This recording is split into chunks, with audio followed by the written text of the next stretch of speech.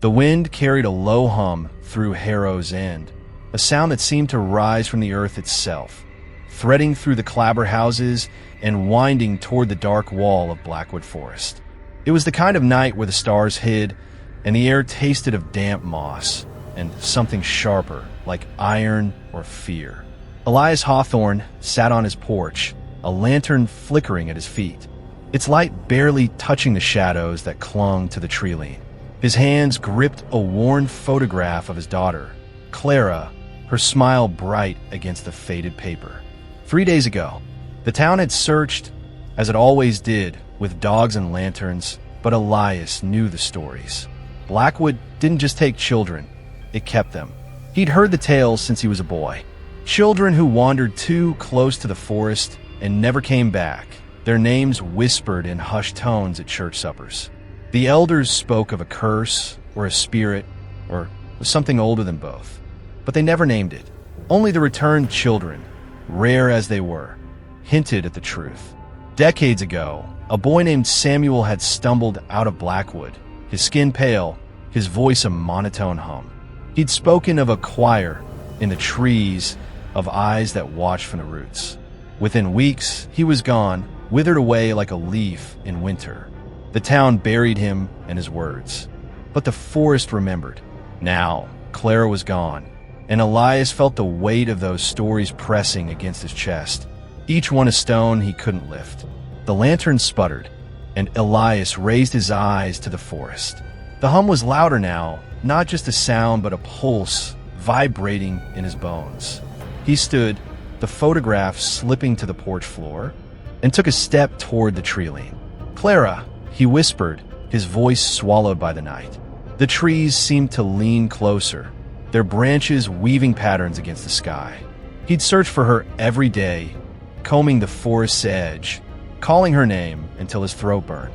The townsfolk helped at first, but their eyes held pity, not hope. They knew Blackwood's hunger. Elias refused to believe she was gone. She was his daughter, his only light since his wife's death 5 years ago.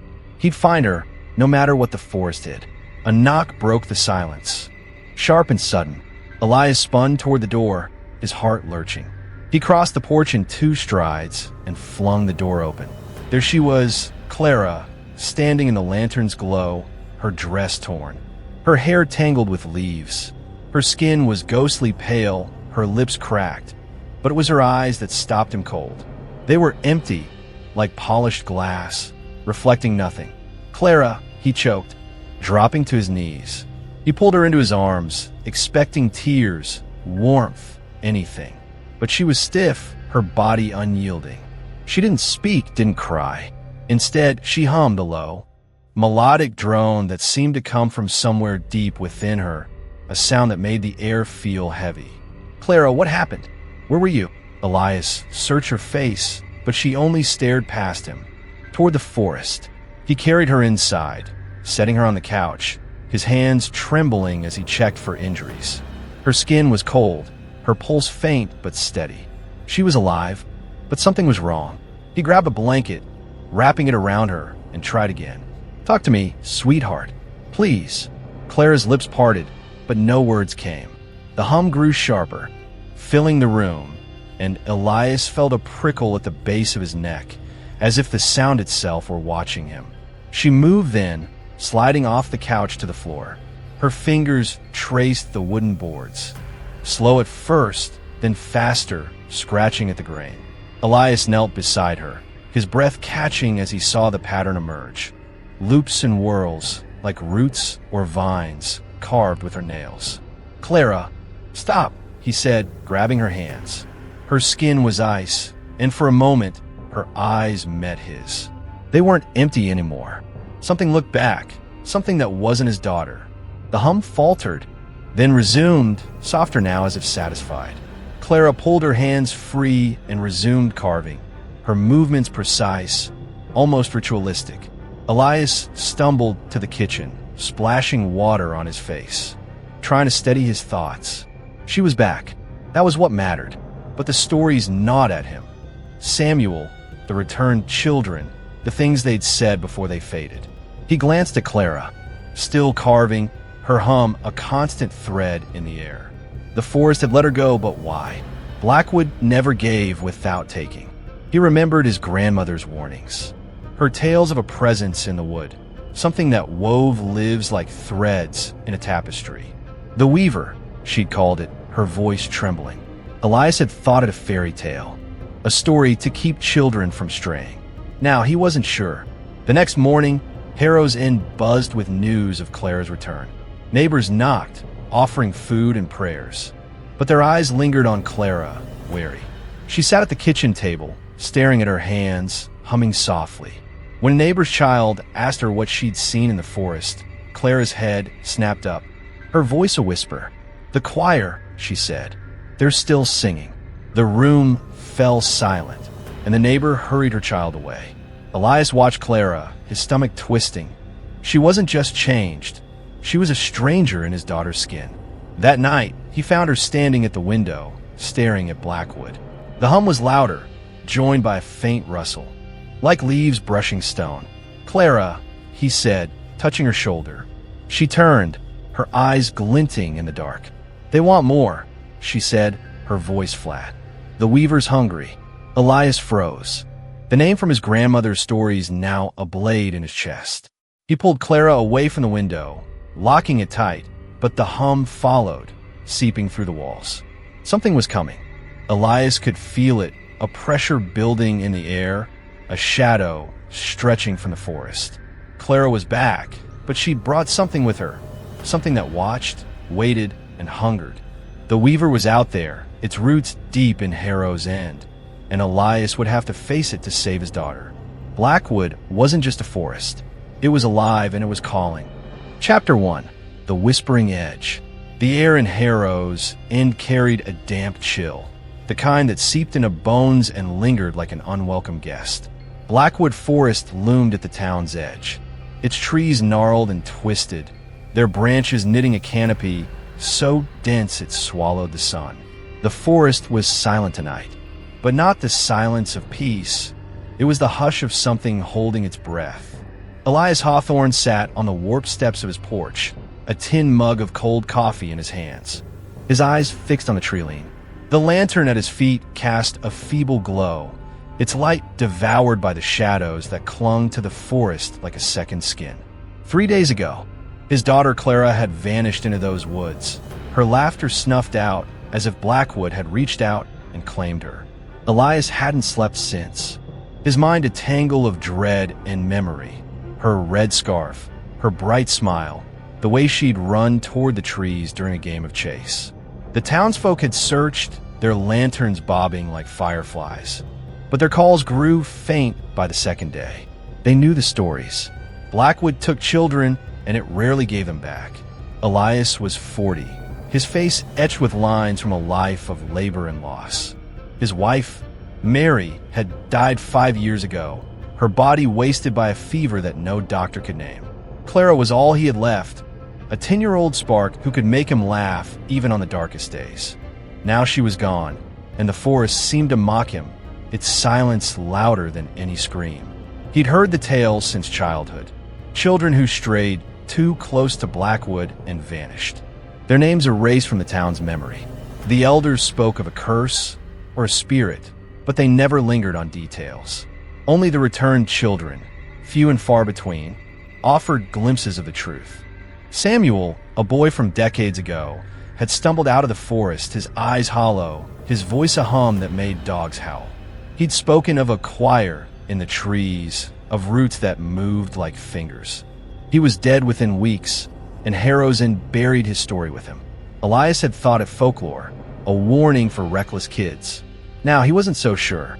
The coffee in his mug had gone bitter, mirroring the ache in his chest. He set it down and picked up a photograph from the step beside him. Clara, grinning in a field last summer, her hair catching the sunlight. His thumb traced her face, smudging the worn edges. "Where are you?" he whispered, his voice cracking. The forest didn't answer, but a faint sound stirred the air, a low hum, like a distant hymn, rising from the trees. Elias froze, his breath catching. It wasn't the wind. The sound was alive, weaving through the night, curling around his thoughts. He stood, the photograph slipping to the porch floor, and took a step toward the treeline. The hum grew clearer, not loud but insistent, vibrating in his teeth. It felt wrong, like a language he wasn't meant to hear. "Clara," he called, his voice swallowed by the dark. The trees seemed to lean closer, their branches clawing at the sky. He'd searched the forest's edge every day since she vanished, combing brambles and shouting her name until his throat bled. The other children who'd been with her swore she'd only stepped a few feet into the woods, chasing a friend. They'd seen her scarf, red as a wound, then nothing. The sheriff had called off the search this morning, his eyes averted, muttering about the way things are. Elias wanted to shake him, to scream that Clara wasn't a ghost story. But deep down, he felt it too. The weight of Blackwood, its hunger. The hum pulsed now, steady as a heartbeat, and Elias gripped the lantern, its handle biting into his palm. He wanted to run into the forest, to tear it apart until he found her, but his feet wouldn't move. The hum held him, rooting him to the spot, and for a moment, he thought he saw something move between the trees, a flicker like a child's silhouette. A knock shattered the spell, sharp and urgent. Elias spun toward the door, his heart slamming against his ribs. He crossed the porch in 2 strides, the lantern swinging wildly, and yanked the door open. Clara stood there, framed in the flickering light, her dress torn and streaked with mud. Her hair was matted with leaves, her skin so pale it seemed to glow. Her lips were cracked, her hands limp at her sides, but it was her eyes that stopped him, empty, like twin mirrors reflecting a void. "Clara," he choked, dropping to his knees. He reached for her, expecting her to collapse into his arms, to sob or cling to him. But she was still, her body unyielding as stone. She didn't speak, didn't blink. Instead, she hummed, a low melodic drone that matched the sound from the forest, a sound that made the air feel thick and alive. "Clara, sweetheart, what happened?" Elias pulled her into the house, his hands trembling as he checked her for wounds. Her skin was cold, her pulse faint but steady. She was alive but wrong. He set her on the couch, wrapping a quilt around her, and tried again. "Where were you? Talk to me." Her lips parted, but no words came. The hum grew sharper, filling the room, and Elias felt a prickle at the base of his neck, as if the sound were a presence, watching. Clara slid off the couch to the floor, her movements slow and deliberate. Her fingers traced the wooden boards, scratching at the grain with her nails. Elias knelt beside her, his breath hitching as he saw the pattern emerge. Loops and whirls, like vines or roots, carved with a precision no child should have. "Clara, stop," he said, grabbing her hands. Her skin was ice, and for a moment, her eyes met his. They weren't empty anymore. Something looked back, something ancient and hungry, and Elias's blood turned to frost. He stumbled to the kitchen, splashing water on his face, trying to anchor himself. She was back. That was what mattered. But the hum followed him, seeping through the walls, and he couldn't shake the feeling that Blackwood had let her go for a reason. He glanced at Clara, still carving, her movements almost ritualistic. The symbols were deeper now, etched into the wood like a message. He remembered his grandmother's stories, her voice low as she spoke of a presence in the forest, something called the Weaver, a shadow that wove lives like threads in a tapestry. Elias had laughed it off as a child. Now, he felt its weight, a shadow stretching from the trees into his home. The next morning, Harrow's Inn stirred with news of Clara's return. Neighbors knocked, bringing bread and casseroles, but their smiles were tight, their eyes lingering on Clara. She sat at the kitchen table, staring at her hands, humming softly. When a neighbor's boy, Tommy, asked what she'd seen in the forest, Clara's head snapped up, her voice a whisper. "The choir," she said. "They're still singing." The room fell silent, and the neighbor hustled Tommy out, muttering about bad air. Elias watched Clara, his stomach twisting. She wasn't his daughter, not entirely. The hum was constant now, a thread that tied her to Blackwood, and he knew the forest wasn't done with her. That night, Elias found her at the window, staring into the dark. The hum was louder, joined by a rustle, like leaves on stone. "Clara," he said, touching her shoulder. She turned, her eyes glinting like polished glass. "They want more," she said, her voice flat, not her own. "The weaver's hungry." Elias's heart stopped, the name from his grandmother's tales now a blade in his chest. He pulled her from the window, locking it tight, but the hum persisted, a promise of something coming. Clara wasn't just back.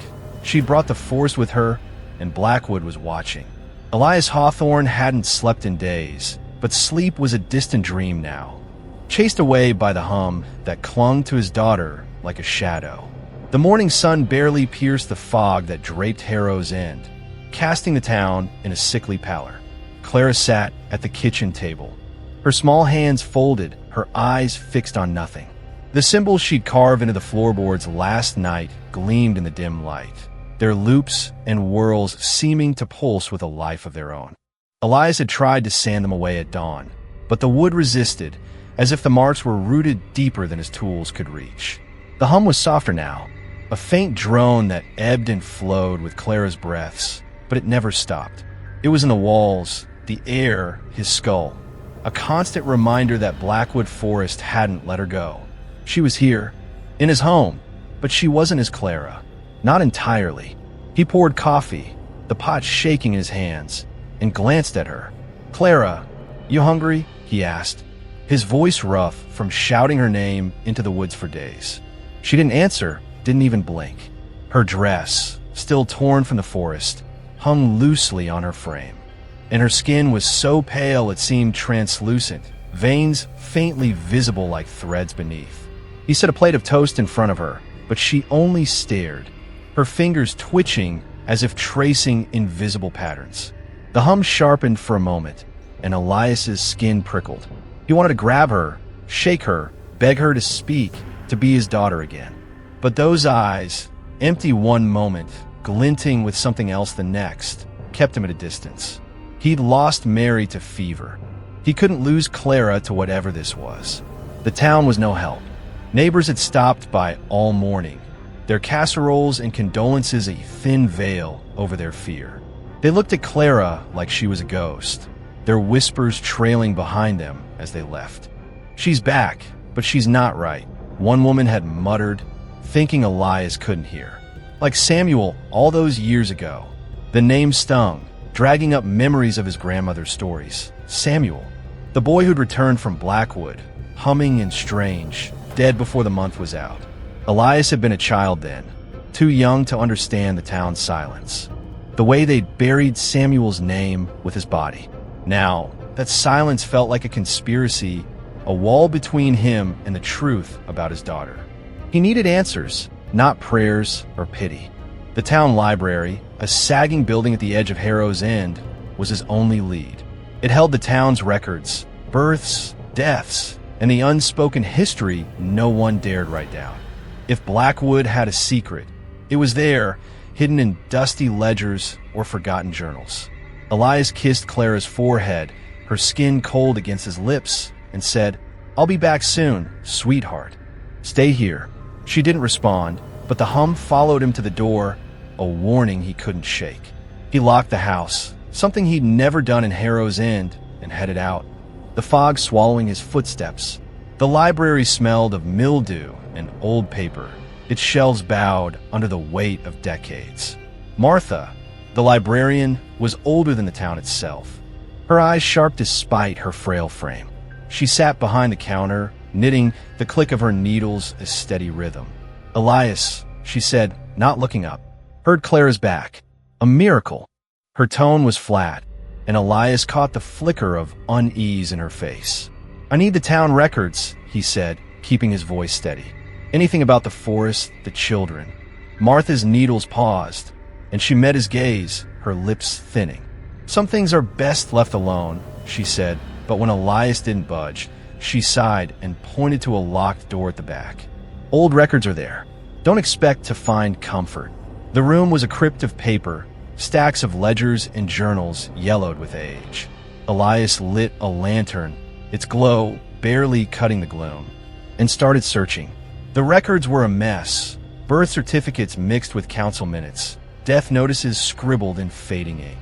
He found Samuel's name first, a single line in a 1963 ledger. Samuel Tate, age 9, returned from Blackwood Forest, deceased 2 weeks later. No cause of death, no details. Elias's fingers trembled as he turned the pages, finding others. Mary Ellison, 1921, returned and died. Thomas Reed, 1890, returned and lost to illness. Every few decades, a child came back, and every time, they faded, their stories erased. His heart sank as he realized Clara was part of a pattern, a cycle as old as Harrow's End. Deeper in the stacks, he found a journal, its leather cover cracked. The name Abigail Hawthorne scrawled inside. His great-great-aunt, a woman he'd only heard of in passing. The entries were dated 1885, her handwriting tight and hurried. The forest takes, but also gives, she wrote. The elders made a pact, a child for prosperity, sealed with blood at the bone altar. The weaver accepts the offering, and the town thrives. Elias's breath caught. The weaver. Clara had said that name, her voice not her own. Abigail's words grew frantic. The returned are not ours. They belong to the wood, marked by the choir's song. I saw Samuel's eyes, and they were not his. The journal ended abruptly, the final page torn out. Elias clutched it, his mind reeling. A pact, a sacrifice. His daughter, a thread in some ancient bargain. He was about to leave when Martha appeared in the doorway, her face pale. "You found it, didn't you?" she said, her voice low. The truth about Blackwood. Elias held up the journal, his anger flaring. "Why didn't you tell me? Clara's not safe." Martha's eyes darted to the shadows, as if expecting something to listen. "Because knowing changes nothing," she whispered. "The weaver sees you now. It always does." She turned away, leaving Elias alone with the journal and a growing dread. The hum was in his head again, faint but undeniable, and he realized it wasn't just Clara, it was the forest calling him back. When he returned home, the house was too quiet. Clara wasn't at the table. Panic surged as he called her name, checking every room. He found her in her bedroom, sitting cross-legged on the floor, surrounded by new carvings, dozens of symbols spiraling across the boards like a map. Her fingers were bloodied, her nails torn, but she didn't seem to feel it. The hum was louder here, vibrating in the walls, and Clara's lips moved, forming words he couldn't hear. "Clara," he said, kneeling beside her. She looked up, her eyes glinting with that other presence, and smiled, a smile that wasn't hers. "The choir's singing," she said, her voice soft but clear. "They want you to hear it too." Elias's heart pounded as he pulled her into his arms, her body limp against him. The carvings glowed faintly, or maybe it was the lantern's light playing tricks. He didn't know what the weaver was, or what the pact demanded, but he knew Clara was slipping away, her soul tethered to something in Blackwood. The journal burned in his pocket, its words a weight he couldn't ignore. The town had hidden this for centuries, sacrificing children to a thing in the forest, and now Clara was next. He wouldn't let her have her, but as the hum grew, joined by a rustle like leaves on stone, Elias felt the forest's gaze, heavy and unyielding. Blackwood wasn't just a place, it was alive, and it knew his name. Chapter 2, The Hollow Song. The harvest festival in Harrow's End was a fragile tradition, a flicker of joy against the ever-present shadow of Blackwood Forest. Lanterns hung from sagging poles, casting a warm glow over the town square, where tables groaned under pies, smoked meats, and jars of pickled beets.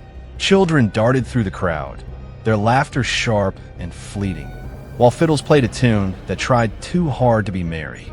Elias Hawthorne stood at the edge of the square, his arms crossed, his eyes never straying far from Clara. She sat on a bench near the bonfire, her hands folded in her lap, her face blank as the carved symbols now hidden under a rug in her room. The hum was still there, softer in the festival's noise, but unmistakable, threading through her stillness like a pulse. Elias hadn't let her out of his sight since finding Abigail's journal, its words about the weaver and the town's pact burning in his mind. He didn't know what to believe, but he knew Clara wasn't safe.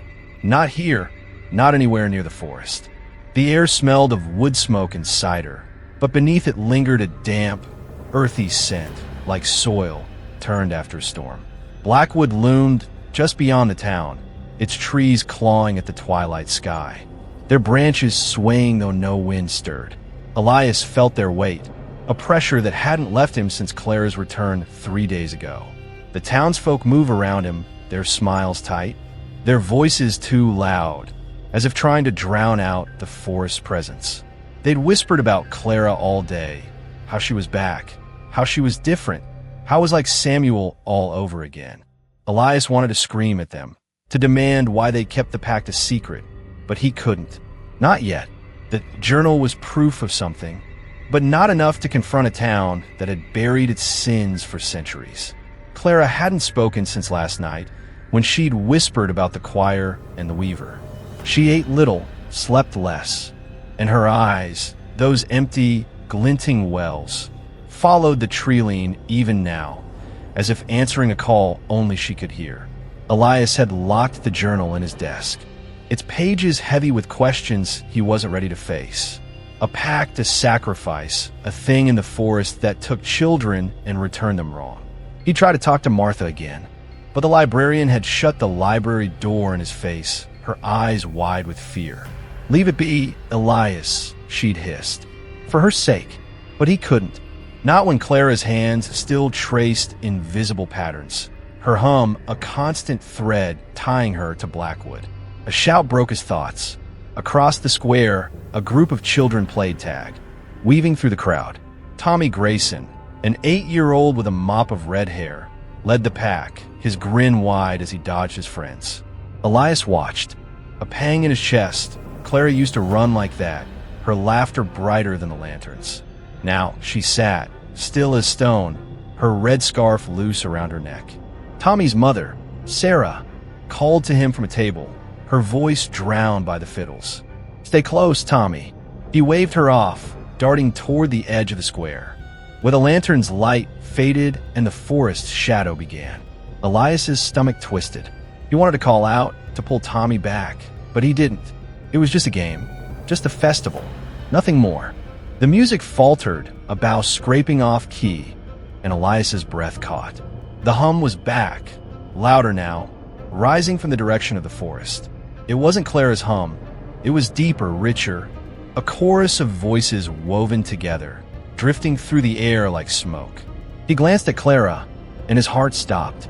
She was standing, her eyes fixed on the treeline, her lips parted as if singing along. The scarf slipped from her neck, red against the dirt, and she took a step forward. "Clara, no," Elias said, crossing the square in seconds. He grabbed her arm, her skin cold under his fingers, and pulled her back to the bench. Her eyes didn't leave the forest, and the hum grew, vibrating in his chest, pulling at his thoughts. "Elias, you all right?" Sarah Grayson stood nearby, her face pale in the firelight. She'd seen Clara's movement, the way her daughter's hum matched the sound from the trees. Elias forced a nod, his throat tight. "Just keeping her close," he said, but Sarah's eyes lingered on Clara, wary, before she turned back to the crowd, calling for Tommy again. The boy was gone, his friends scattered, their game abandoned. Elias scanned the square, the hum now a steady pulse, and saw no sign of Tommy's red hair. A chill settled in his bones. He wanted to believe the boy was hiding, playing a prank. But Blackwood's shadow felt heavier, its presence sharper. "Tommy!" Sarah's voice rose, sharp with panic. Heads turned, the fiddles stopped, and the festival's warmth drained away. Men grabbed lanterns. Women clutched their children, and whispers spread like wildfire. "He was just here," Sarah said, her hands shaking as she pushed through the crowd. Elias tightened his grip on Clara, her hum unbroken, her eyes still on the forest. He wanted to help, to join the search, but he couldn't leave her, not when the hum seemed to call her to. The townsfolk moved toward the forest's edge, their lanterns bobbing, their voices muted by fear. They knew what Blackwood did to children. They all did. Elias pulled Clara to his side, her body limp, but unresisting, and followed the crowd at a distance. The hum was everywhere now, a melody that wasn't a melody, its notes twisting in ways that made his skin crawl. The forest's edge was a wall of shadow, the trees' branches like fingers reaching for the light. Sarah stood at the forefront, her lantern trembling as she called Tommy's name. The sheriff, a graying man named Hollis, tried to calm her, his voice low. "We'll find him, Sarah. Probably just wandered off." But his eyes betrayed him, darting to the trees with the same dread Elias felt. Hollis had been there when Samuel returned, a young deputy then. He knew the stories too. A boy's shout cut through the hum, and the crowd surged forward. Near a gnarled oak at the forest's edge, one of Tommy's friends held up a small, mud-streaked shoe. Sarah gasped, clutching it to her chest, her sobs echoing in the silence. The shoe was Tommy's, but it was wrong, covered in a strange, moss-like growth that pulsed faintly, its edges curling like tiny veins. Elias stared, his pulse racing. He'd seen that moss before, tangled in Clara's hair when she returned. The hum swelled, and Clara's hand twitched in his, her fingers tracing patterns in the air. "Clara, stay with me," he whispered, but her eyes were locked on the shoe, her hum matching the forest's exactly. Sarah collapsed, the shoe falling to the dirt, and the crowd parted, their faces pale. Hollis barked orders, forming a search party, but no one stepped past the tree-line. The forest felt alive, its shadows shifting, its hum a lure and a threat. Elias pulled Clara back, his mind racing. The journal's words echoed. The weaver accepts the offering, and the town thrives. Was Tommy an offering, like Clara had been? Had the forest taken him because Clara returned? He looked at his daughter, her face serene, her hum unbroken, and a terrible thought took root. She wasn't just a victim. She was a bridge, a thread tying Harrow's into Blackwood's hunger. Elias, a voice hissed. Martha stood behind him, her knitting abandoned, her eyes wide with fear. "Get her away from here. Now." She glanced at Clara, then the forest, her hands trembling. "It's not done with her." Elias's anger flared. "You knew," he said, his voice low. "You knew about the pact, and you let this happen." Martha's face crumpled, but she didn't deny it. "You don't understand," she whispered. "The weaver sees everything." She turned away, disappearing into the crowd, leaving Elias with Clara and the hum that wouldn't stop. The search party lingered at the forest's edge, their lanterns useless against the dark. Sarah's sobs faded, replaced by the hum, now a chorus that seemed to come from the trees themselves. Clara's lips moved, her voice soft but clear. "He's with them now," she said, her eyes glinting in the lantern light. Elias's blood ran cold. He pulled her closer, his heart pounding, and looked into the forest. The shadows moved, or maybe it was his fear, but he swore he saw a figure, small, childlike, standing just beyond the trees, its eyes glowing faintly.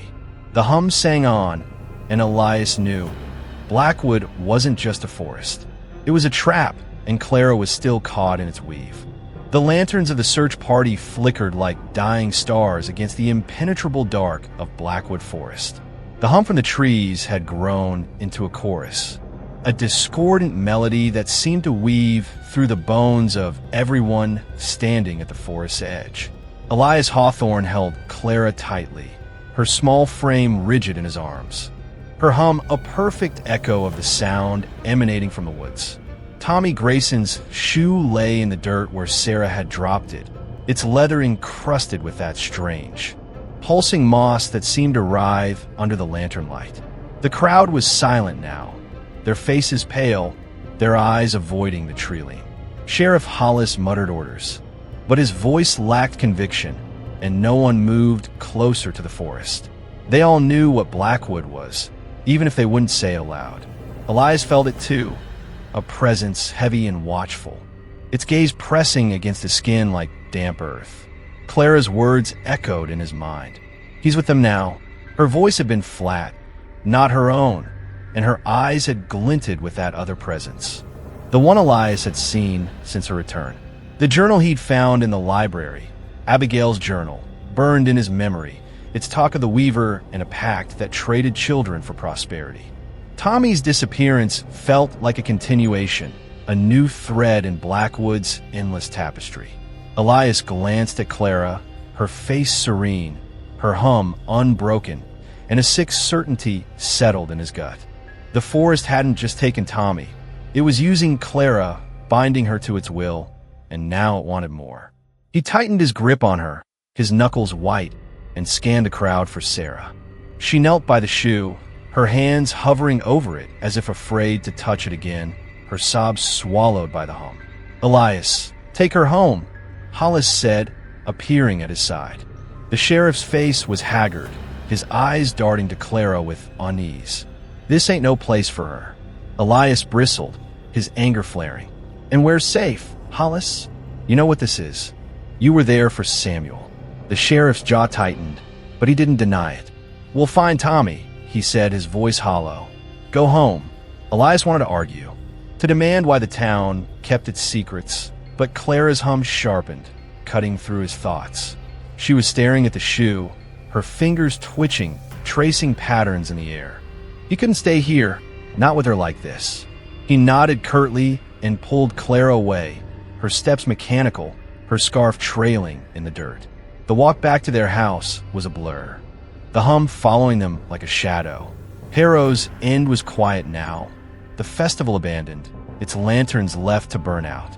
Elias's mind raced, piecing together fragments. Abigail's journal, Samuel's return, Clara's carvings, and now Tommy. The forest wasn't just a place. It was alive, sentient, its roots woven into the town's soul. He remembered the moss on Tommy's shoe, how it pulsed, and saw it again in his mind's eye, tangled in Clara's hair when she'd returned. It was a mark, a claim, and Clara bore it too. He glanced at her, her eyes fixed on the ground, her hum a constant thread. "Clara," he said, his voice soft, "what's in the forest? What did you see?" She didn't answer, but her hum faltered, and for a moment, her eyes met his, empty, then glinting with something that made his blood run cold. Inside the house, Elias locked the door. The bolts clicked too loud in the silence. Clara sat on the couch, her hands folded, her hum resuming its steady drone. He lit a lamp, its glow casting shadows that seemed to twist like roots.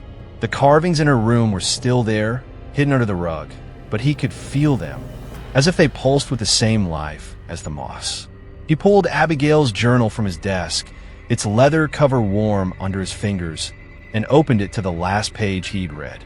"The returned are not ours," Abigail had written. "They belong to the wood, marked by the choir's song." Elias's heart pounded. The choir, Clara had mentioned it, and now the hum from the forest felt like its voice calling her back. He sat across from Clara, the journal open on his lap. "Sweetheart, I need you to talk to me," he said, his voice trembling. "What's the choir? Who's the Weaver?"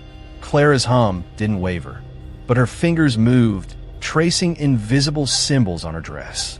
Her lips parted, and she whispered, "The choir sings for her. She weaves them together." Elias leaned forward, his breath catching. "Who's she?" he asked, but Clara's eyes glazed over, and the hum grew louder, filling the room.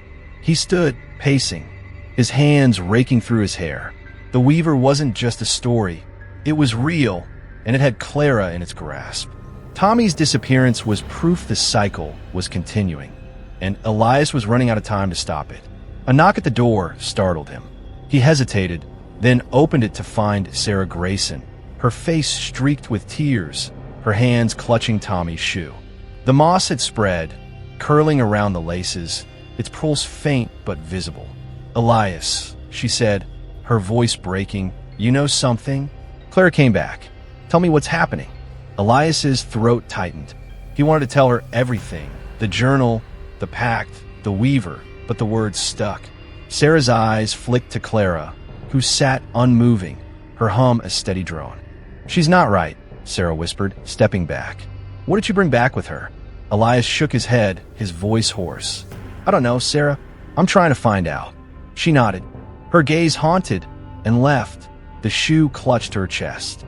Elias closed the door, his mind spinning. Sarah's question echoed. What did she bring back? He looked at Clara, her hum now a chorus in his head, and realized the forest hadn't just marked her. It had sent her back with a purpose. The moss, the carvings, the hum, they were pieces of Blackwood, woven into his daughter. He opened the journal again, searching for anything that could help. A loose page slipped out, its edges charred, Abigail's handwriting frantic. "The bone altar is the heart of the pact," she wrote. "The weaver's power lies there, fed by the offerings. To break it, blood must be spilled, but the cost is unknown." Elias's stomach churned. An altar? A ritual? Could it save Clara? Or was it another trap? That night, he couldn't sleep. The hum was everywhere, seeping through the walls, joined by a rustle like leaves brushing stone. He checked on Clara, finding her in her room, standing at the window, staring at the forest. The carvings on the floor glowed faintly, their loops mirroring the moss's veins. "Clara," he said, his voice shaking. She turned, her eyes glinting, and smiled, a smile that wasn't hers. "The forest knows you," she said, her voice soft but clear. "It's waiting." Elias's heart stopped. He pulled her from the window, locking it, but the hum grew louder, a chorus that seemed to come from the earth itself. He clutched the journal, its words his only weapon, and knew he had to act. Blackwood was alive, its roots deep in Clara, in Tommy, in the town. The weaver was watching, and it was hungry for more. Chapter 3. The Forgotten Pact. The fog over Harrow's End was thicker than usual, a gray shroud that muffled sound and blurred the edges of the world. Elias Hawthorne walked through it, his boots scuffing the cracked pavement, the weight of Abigail's journal heavy in his coat pocket. Clara was at home, watched by a neighbor who'd reluctantly agreed to stay, her eyes darting nervously to the girl's silent form. The hum hadn't stopped, a constant drone that seemed to pulse in time with Elias's heartbeat. And Clara's words from last night, "The forest knows you," clawed at his thoughts. Tommy Grayson's disappearance had shattered the town's fragile pretense, and whispers of Blackwood's curse were no longer confined to locked rooms. Elias felt the forest's presence everywhere, its roots beneath the streets, its gaze in the shadows. He needed answers, not just for Clara, but for Tommy, for all the children Blackwood had taken. The library was his only hope, and Martha, its keeper, was the key. The library stood at the edge of town, its sagging roof and peeling paint a testament to neglect. Inside, the air was stale, thick with the scent of old paper and damp wood. Martha sat behind the counter, her knitting needles clicking, but her hands faltered when she saw Elias. Her eyes, sharp despite her age, held a flicker of fear, and her lips pressed into a thin line. "You're back," she said, her voice low, as if the walls might listen. "Didn't I tell you to leave it be?" Elias stepped closer, his hands clenched at his sides. "I can't, Martha. Clara's slipping away, and Tommy's gone. You know why."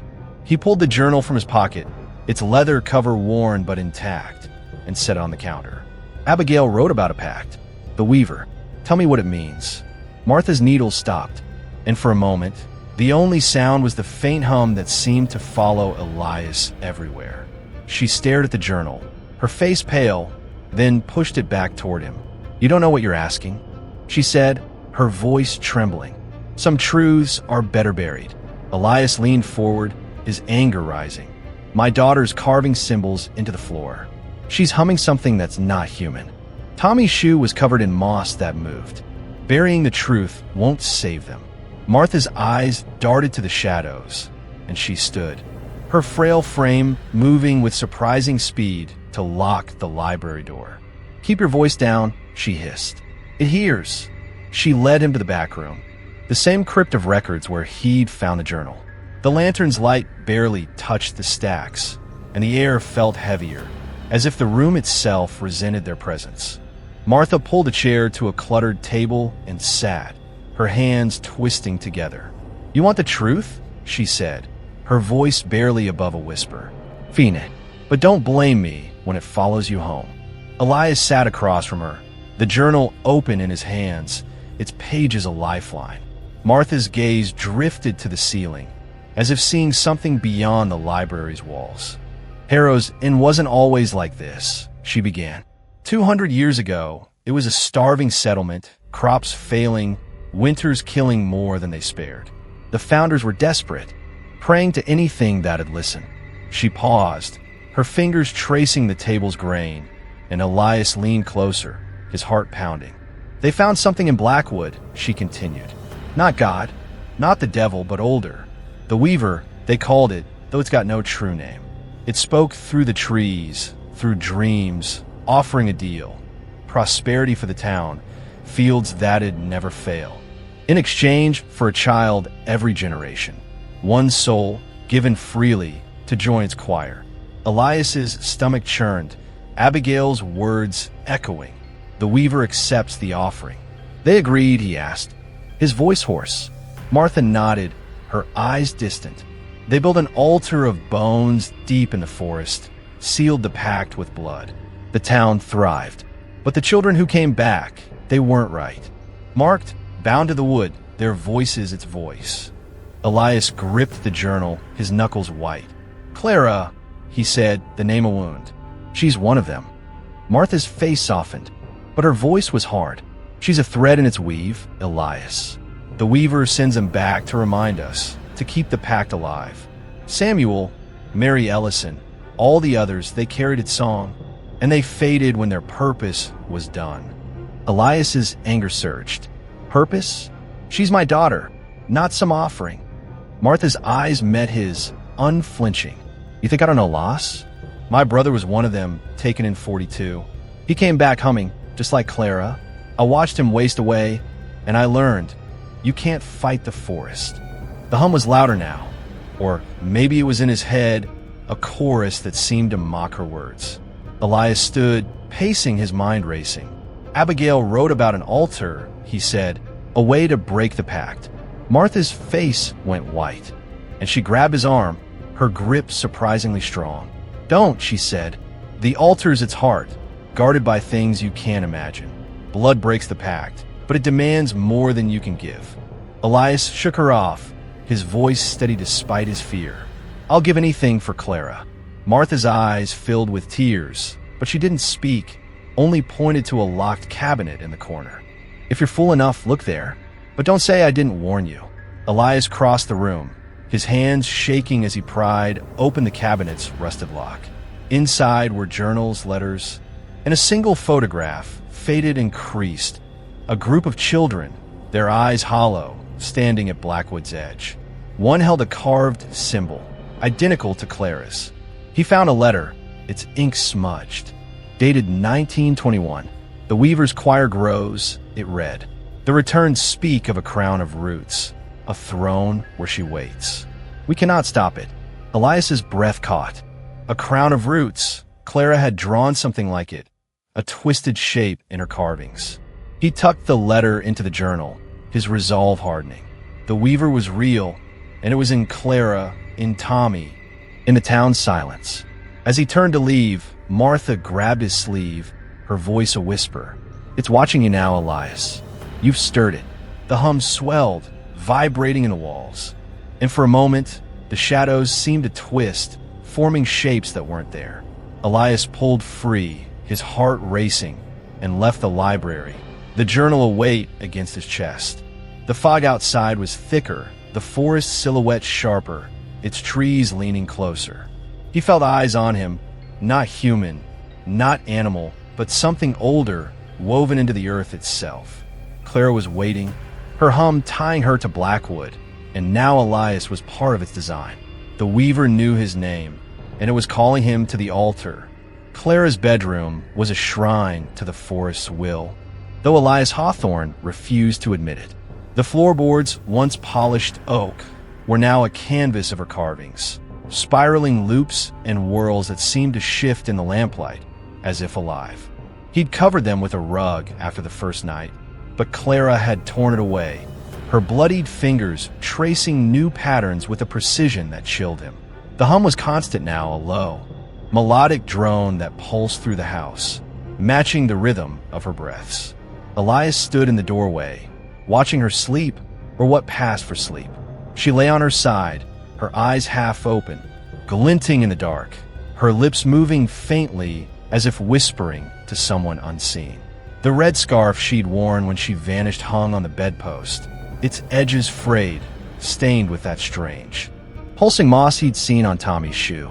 Abigail's journal, tucked in his coat, felt like a lead weight, its words about the Weaver and the pact searing his mind. Clara wasn't just his daughter anymore. She was a thread in Blackwood's weave, and it was pulling her deeper.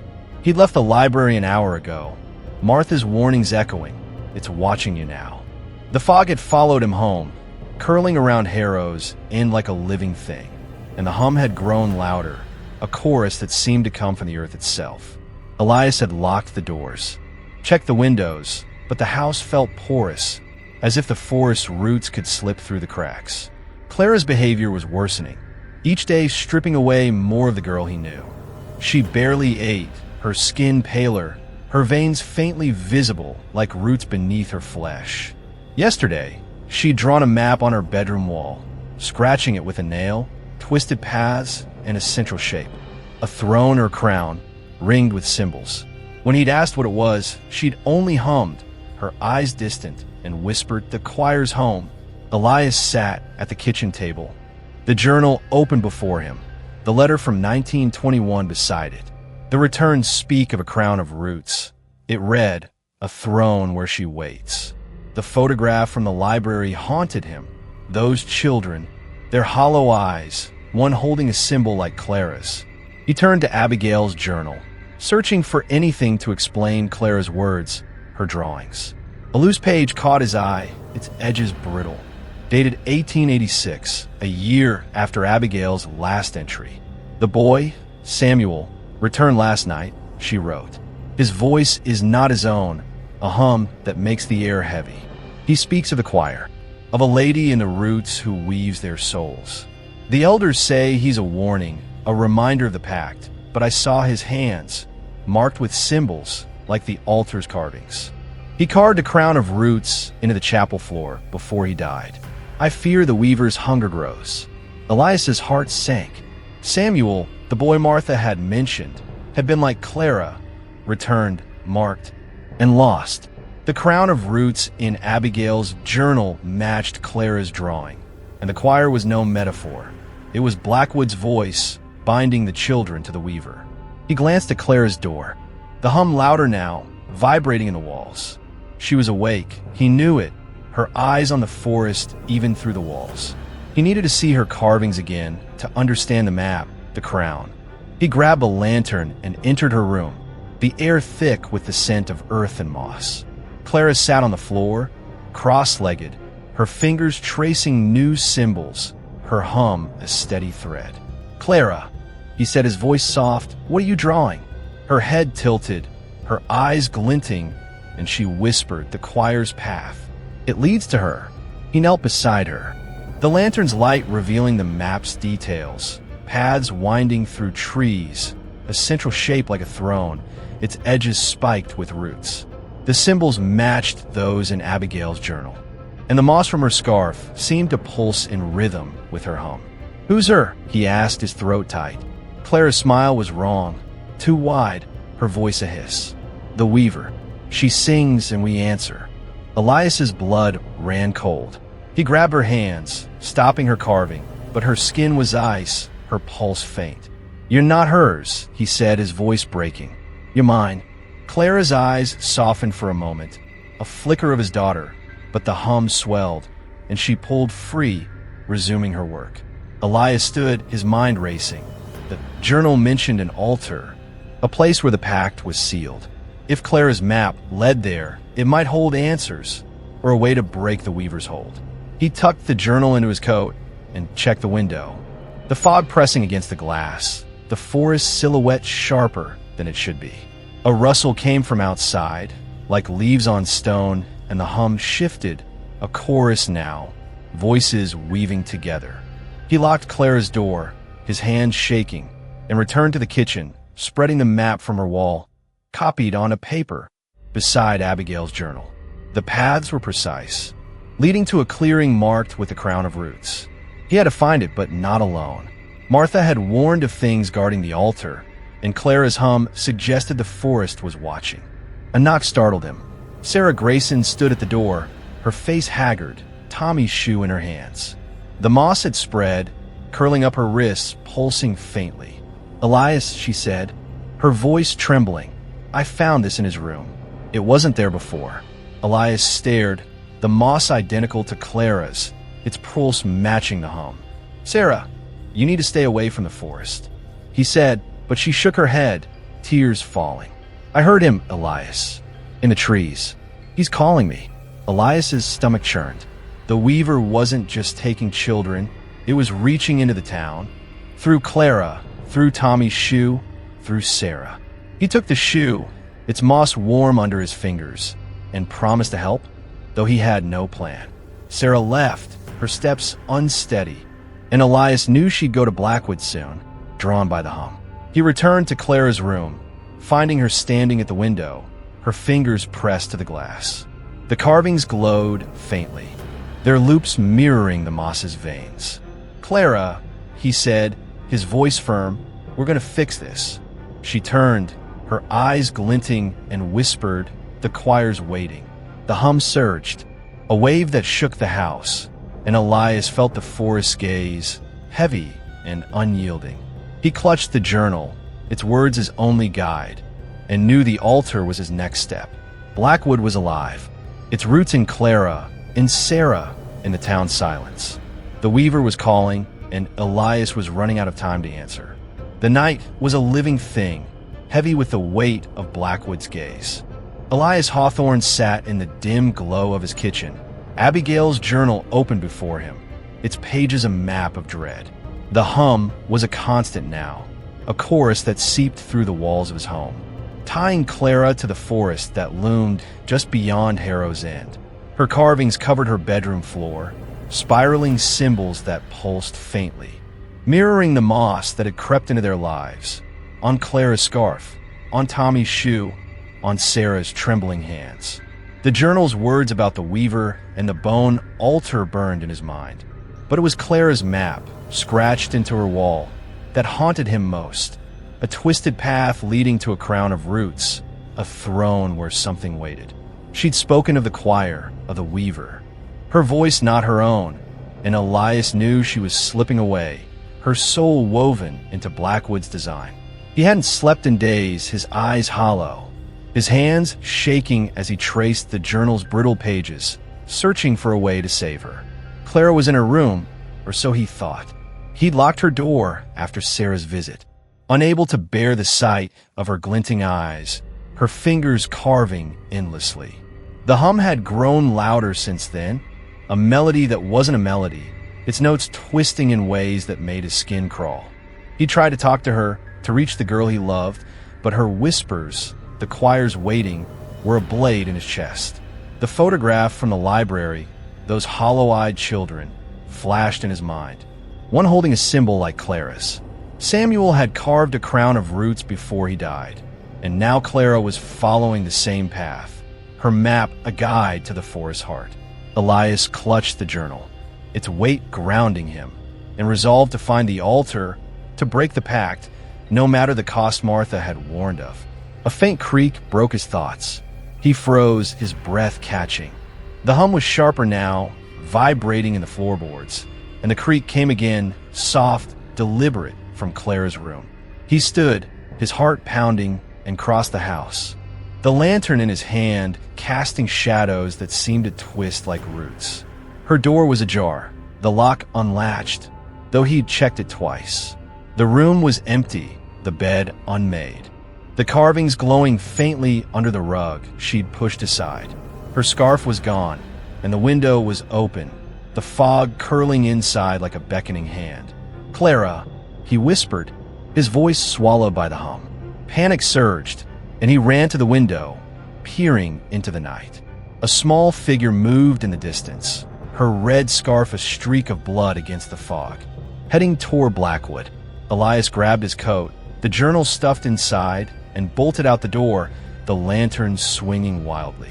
The fog was thick, muffling sound, but the hum cut through it, a chorus guiding him. Clara's footsteps were faint in the damp earth, leading toward the forest's edge, where the trees stood like sentinels, their branches clawing at the sky. He called her name, his voice hoarse, but she didn't stop, her silhouette weaving through the mist with a purpose that wasn't hers. The hum was everywhere, a pulse that seemed to come from the ground, and Elias felt the forest's presence, its gaze heavy, as if it had been waiting for him. He followed, his boots sinking into the soil, the air thick with the scent of moss and something sharper, like blood or iron.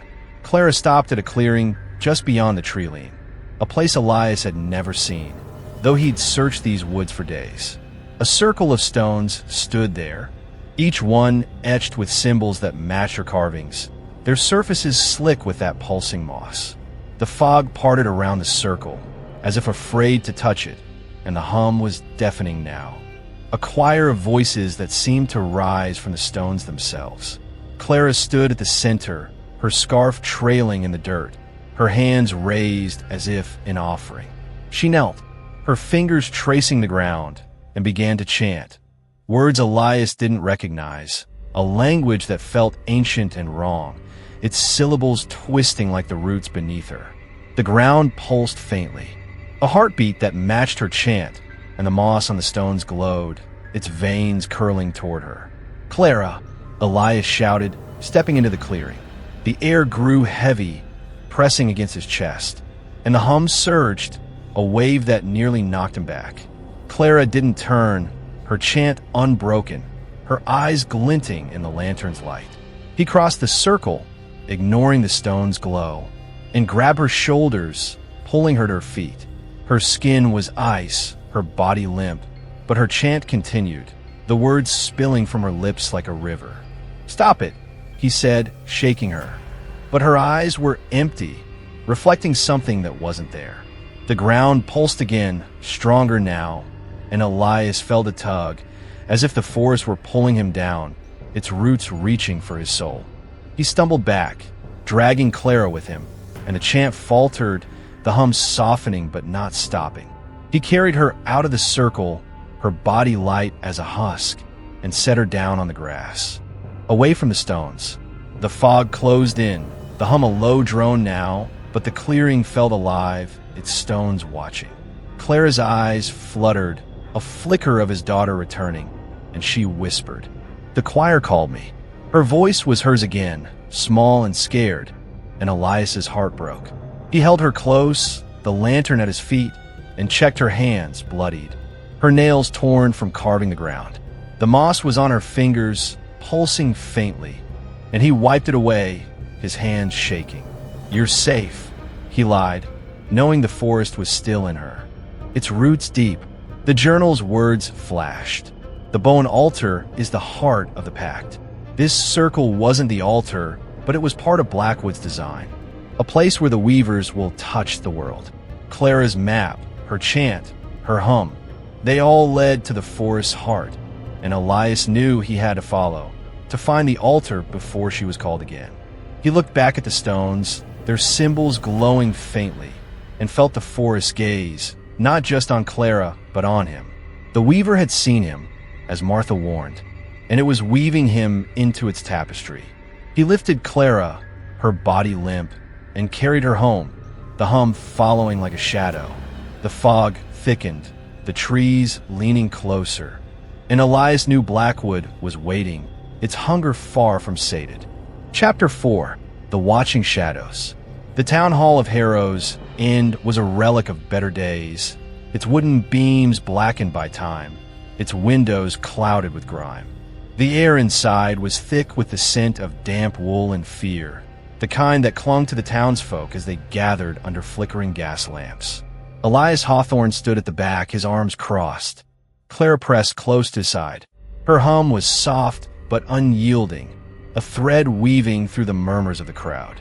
The meeting had been called to address Tommy Grayson's disappearance, but the room buzzed with unspoken truths. Blackwood's hunger, the children it took, the ones it returned changed. Elias felt the weight of Abigail's journal in his coat, its pages a map to the bone altar, to the weaver that held Clara's soul. Last night's chase to the stone circle haunted him, Clara's chant, the pulsing ground, the forest's gaze. He'd barely slept, his eyes hollow, his hands still stained with the moss he'd wiped from her fingers. The crowd was restless, faces pale in the lamplight. Sarah Grayson sat near the front, her hands clutching Tommy's shoe, the moss now curling up its laces like veins. Sheriff Hollis stood at the podium, his voice steady but strained, reciting platitudes about search parties and hope. "We'll comb the woods again at dawn," he said, avoiding the word Blackwood. "Tommy's out there, and we'll find him." The room shifted, murmurs rising, but no one spoke the truth they all knew. The forest didn't give back what it took, not without a price. Elias scanned the faces, farmers, shopkeepers, elders, their eyes averted, their silence a wall. He spotted Martha in the corner, her knitting abandoned, her gaze fixed on the floor. She'd told him of the pact, of the Weaver's choir, but her warning, "It's watching you now," felt truer here in the town's collective fear. Clara's hum sharpened, and Elias tightened his grip on her hand. She stared at the window, where the fog pressed against the glass, the forest silhouette a dark stain beyond. Her scarf hung loosely around her neck, the moss stains darker now, pulsing faintly. Since the stone's circle, she'd grown quieter, her eyes glinting with that other presence, her fingers twitching as if carving invisible symbols. Elias hadn't let her out of his sight, but the hum followed them, a chorus that seemed to rise from the earth itself. The journal mentioned an altar, a place to break the pact, but Martha's words about its guardians, things you can't imagine, gnawed at him. He needed help, someone who understood Blackwood's secrets. But Harrow's End was a town of cowards, bound by a centuries-old bargain. A chair scraped, and Sarah stood, her voice cutting through the murmurs. "Why are we pretending?" she said, her hands trembling as she held up Tommy's shoe. "This came from the forest. You all know what it means." The room fell silent, Hollis's face tightening. Sarah's eyes were wild, her voice breaking. Clara came back. "Why not my Tommy?" Heads turned to Elias, their stares heavy with accusation, fear, curiosity. Clara's hum grew louder, and she leaned into him, her body cold. Elias's anger flared. "Don't look at her," he said, his voice low but sharp. "She's not the problem." But the crowd's eyes lingered, and he felt their unspoken question. What did she bring back? Hollis cleared his throat, trying to regain control. "Sarah, we're doing all we can. The forest is tricky, but we'll keep looking." His words were hollow, and Sarah sank back in her chair, tears falling. The elders, gray-haired men and women who sat near the podium, exchanged glances, their silence louder than words. Elias knew they were part of it, guardians of the pact Martha had described, offering children to the Weaver for prosperity. He wanted to confront them, to demand why they'd let this happen, but Clara's hum held him back, a reminder of how little time he had. The door creaked open, and a stranger stepped inside, drawing every eye. She was in her 30s, tall and sharp-featured, with dark hair pulled back and a satchel slung over her shoulder. Her coat was dusted with road dirt, her eyes bright with a hunger that didn't belong in Harrow's End. She stood near the entrance, surveying the room, and Elias felt a spark of hope or suspicion. "Who's that?" he muttered to the man beside him, a farmer named Jed. "Some out-of-towner," Jed whispered. "Showed up this morning, asking about the forest." The woman's gaze met Elias's, and she nodded slightly, as if recognizing him. Clara's hum faltered, her fingers tightening in his hand, and Elias's unease grew. Hollis called the meeting to a close, his voice drowned by the crowd's murmurs. People filed out, their lanterns bobbing in the fog, but the stranger lingered, approaching Elias as the room emptied. "You're Elias Hawthorne," she said, her voice clear with a faint accent. "East Coast, maybe." "I'm Lena Caldwell. I study folklore, and I've heard about Blackwood." Elias stiffened, his hand on Clara's shoulder. "What do you want?" he asked, his tone guarded. Lena's eyes flicked to Clara, who stared back, her hum soft but piercing. "I want to understand what's happening here," Lena said. "Children vanishing, Returning, changed. It's not just stories. I can help. Elias hesitated, the journal heavy in his coat. Lena's arrival felt too convenient, but her knowledge might be his only chance. Not here, he said, glancing at the elders, who watched from the corner. My place. Tomorrow. Lena nodded, her gaze lingering on Clara, and left, her steps swallowed by the fog. Clara's hum surged, a warning, and Elias pulled her closer, his heart racing. The town was crumbling under Blackwood's shadow, and Lena was a wild card. Ally or threat, he couldn't tell. But the forest was watching, its roots deeper than he'd feared, and Clara's time was running out. Lena Caldwell arrived at Elias Hawthorne's doorstep just after dawn, her satchel bulging with notebooks and her eyes sharp with purpose. The fog over Harrow's End hadn't lifted, cloaking the town in a gray veil that made the silhouette of Blackwood forest loom larger, its trees like fingers clawing at the sky. Elias opened the door, his face haggard, the weight of sleepless nights etched into his features. Clara sat at the kitchen table, her hands folded, her hum a low, constant drone that seemed to vibrate in the walls. The red scarf around her neck was stained with that pulsing moss, its faint glow catching Lena's eye as she stepped inside. Elias had spent the night poring over Abigail's journal, its talk of the weaver and the bone altar gnawing at him. But Clara's behavior, her carvings, her whispers of the choir, had grown stranger since the stone circle. Lena's arrival felt like a lifeline, but Clara's hum sharpened as the folklorist entered, a warning Elias couldn't ignore. Coffee? Elias asked, his voice rough, gesturing to a pot on the stove. Lena shook her head, setting her satchel on the table, her movements precise. No time, she said, her East Coast accent clipped. I've been tracking stories like yours for years. Blackwood's not unique, but it's potent. She glanced at Clara, who stared back, her eyes glinting with that other presence, her hum a steady thread. Elias sat across from Lena, keeping Clara in his peripheral vision. You said you could help, he said, his tone guarded. So talk. Lena opened her satchel, pulling out a notebook filled with type. Meticulous handwriting and sketches, symbols that matched Clara's carvings, a crown of roots, a figure woven from vines. Elias's stomach twisted. Where'd you get those? He asked, his hand brushing the journal in his coat. Lena's eyes met his, unflinching. Years of research, old texts, oral histories, forgotten archives. Blackwood's part of a pattern. Forests, bogs, mountains, places where people strike bargains with things they don't understand.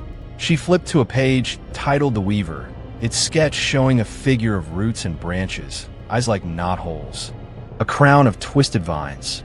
This is what you're dealing with, she said. A folkloric entity, older than the town, maybe older than the land. It's not a god or a demon. It's something else. A weaver of lives, binding souls to its will. The children are its threads, the pact its loom. Elias's heart pounded, Abigail's words echoing. The returned belonged to the wood. Clara mentioned a choir, he said, his voice low. And the weaver. She's not herself. Lena's gaze shifted to Clara, who hadn't moved, her hum growing louder, sharper. The choir's its voice. Lena said, a collective of the taken, their souls woven into the forest. The returned children are conduits, carrying its song, its will. Clara's marked like the others. She pointed to a sketch of a symbol, a loop with branching lines, identical to Clara's carvings. These are its sigils, binding marks. They're on her, aren't they?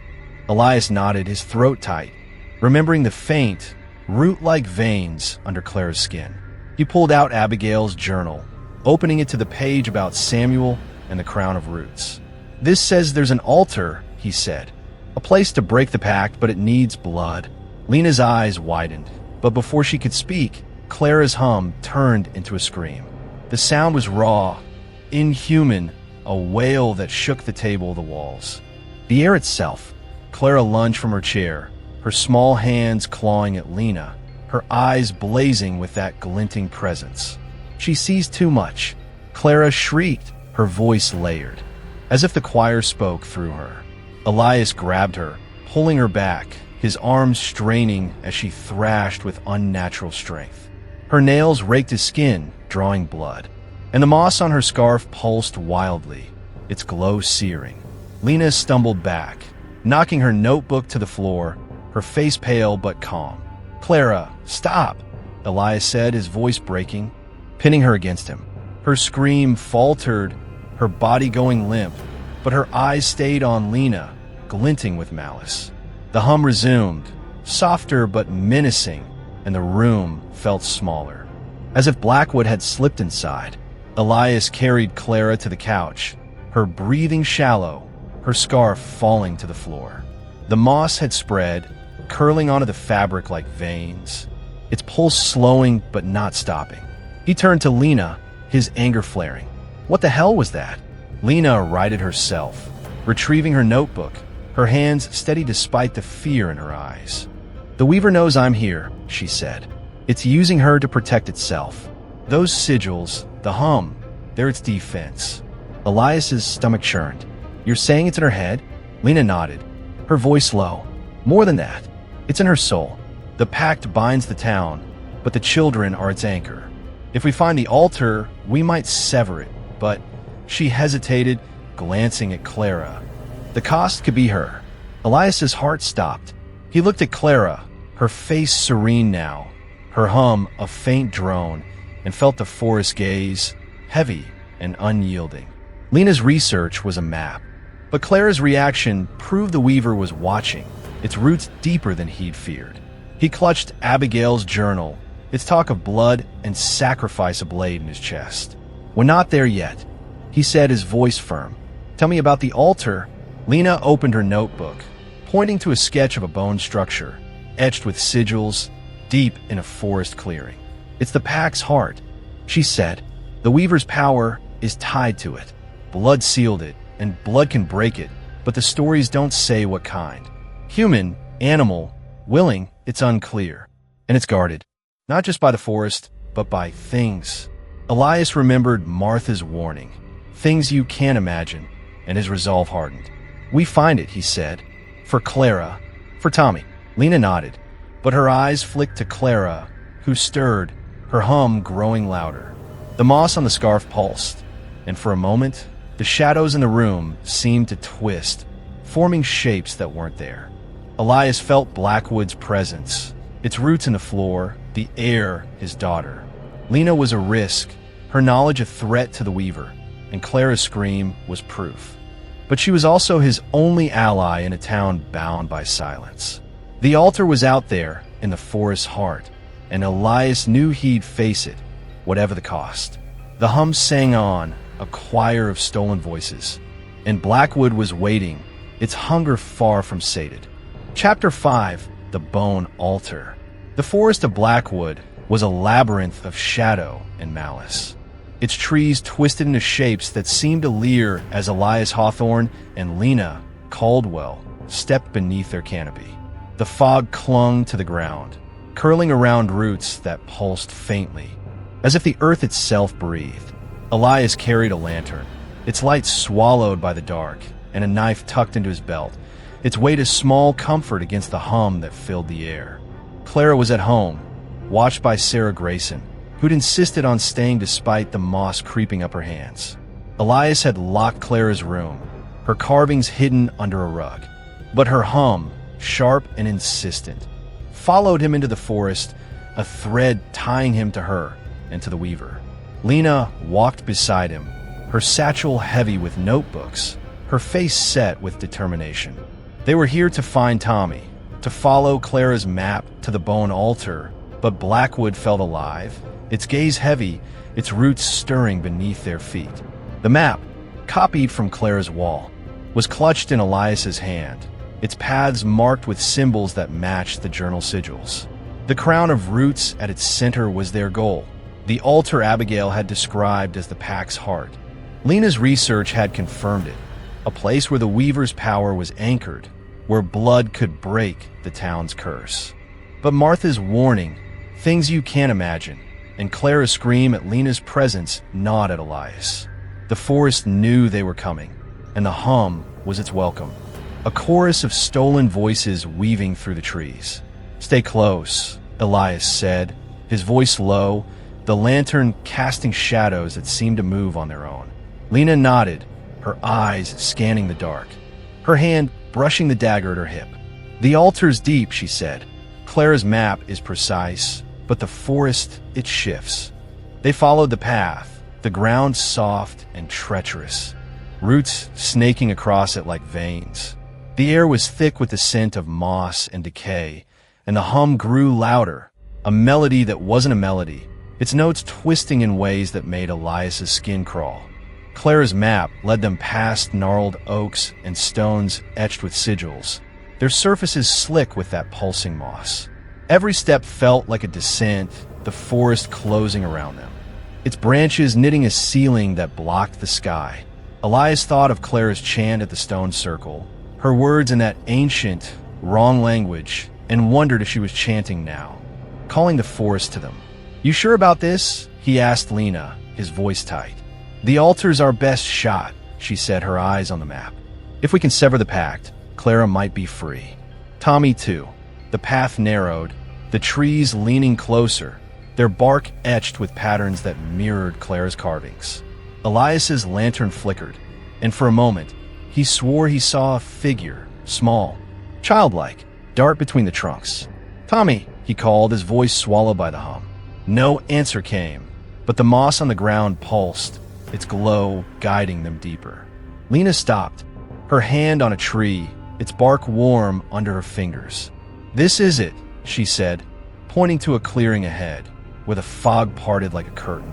The bone altar stood at its center, a grotesque structure of femurs and skulls, woven with roots and moss, its sigils glowing faintly. The hum was deafening now, a choir that seemed to rise from the bones themselves. And Elias felt the forest gaze, heavy and unyielding. They approached, the ground pulsing beneath their feet, the air thick with the scent of blood and earth.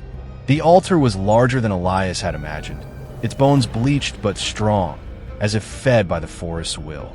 Symbols spiraled across it, identical to Clara's, and the moss curled around its base, its veins throbbing in time with the hum. Lena knelt, her notebook open, sketching the sigils.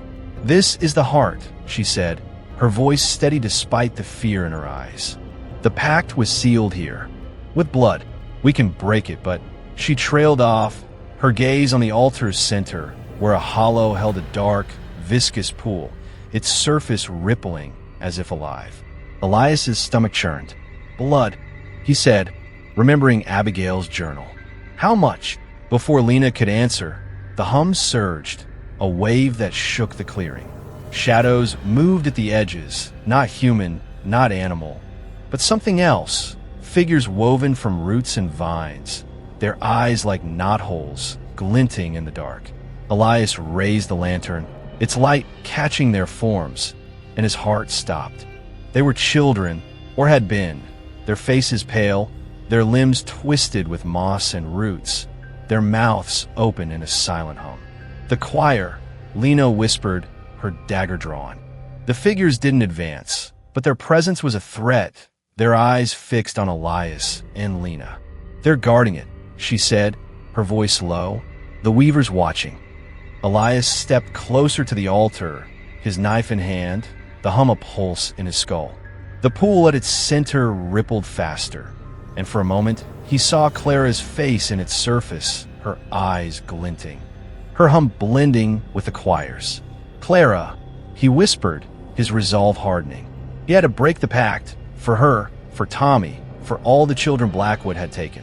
But the shadows tightened their circle, their forms shifting, and the forest seemed to breathe, its roots stirring beneath the ground. Elias knew they weren't alone, and the weaver was closer than ever, its hunger ablaze in the dark. The bone altar pulsed at the heart of the clearing, its sigils glowing with a sickly light, the moss around it writhing like veins under skin. Elias Hawthorne stood frozen, his lantern trembling in one hand, his knife gripped tightly in the other, its blade useless against the shadows that circled him and Lena Caldwell.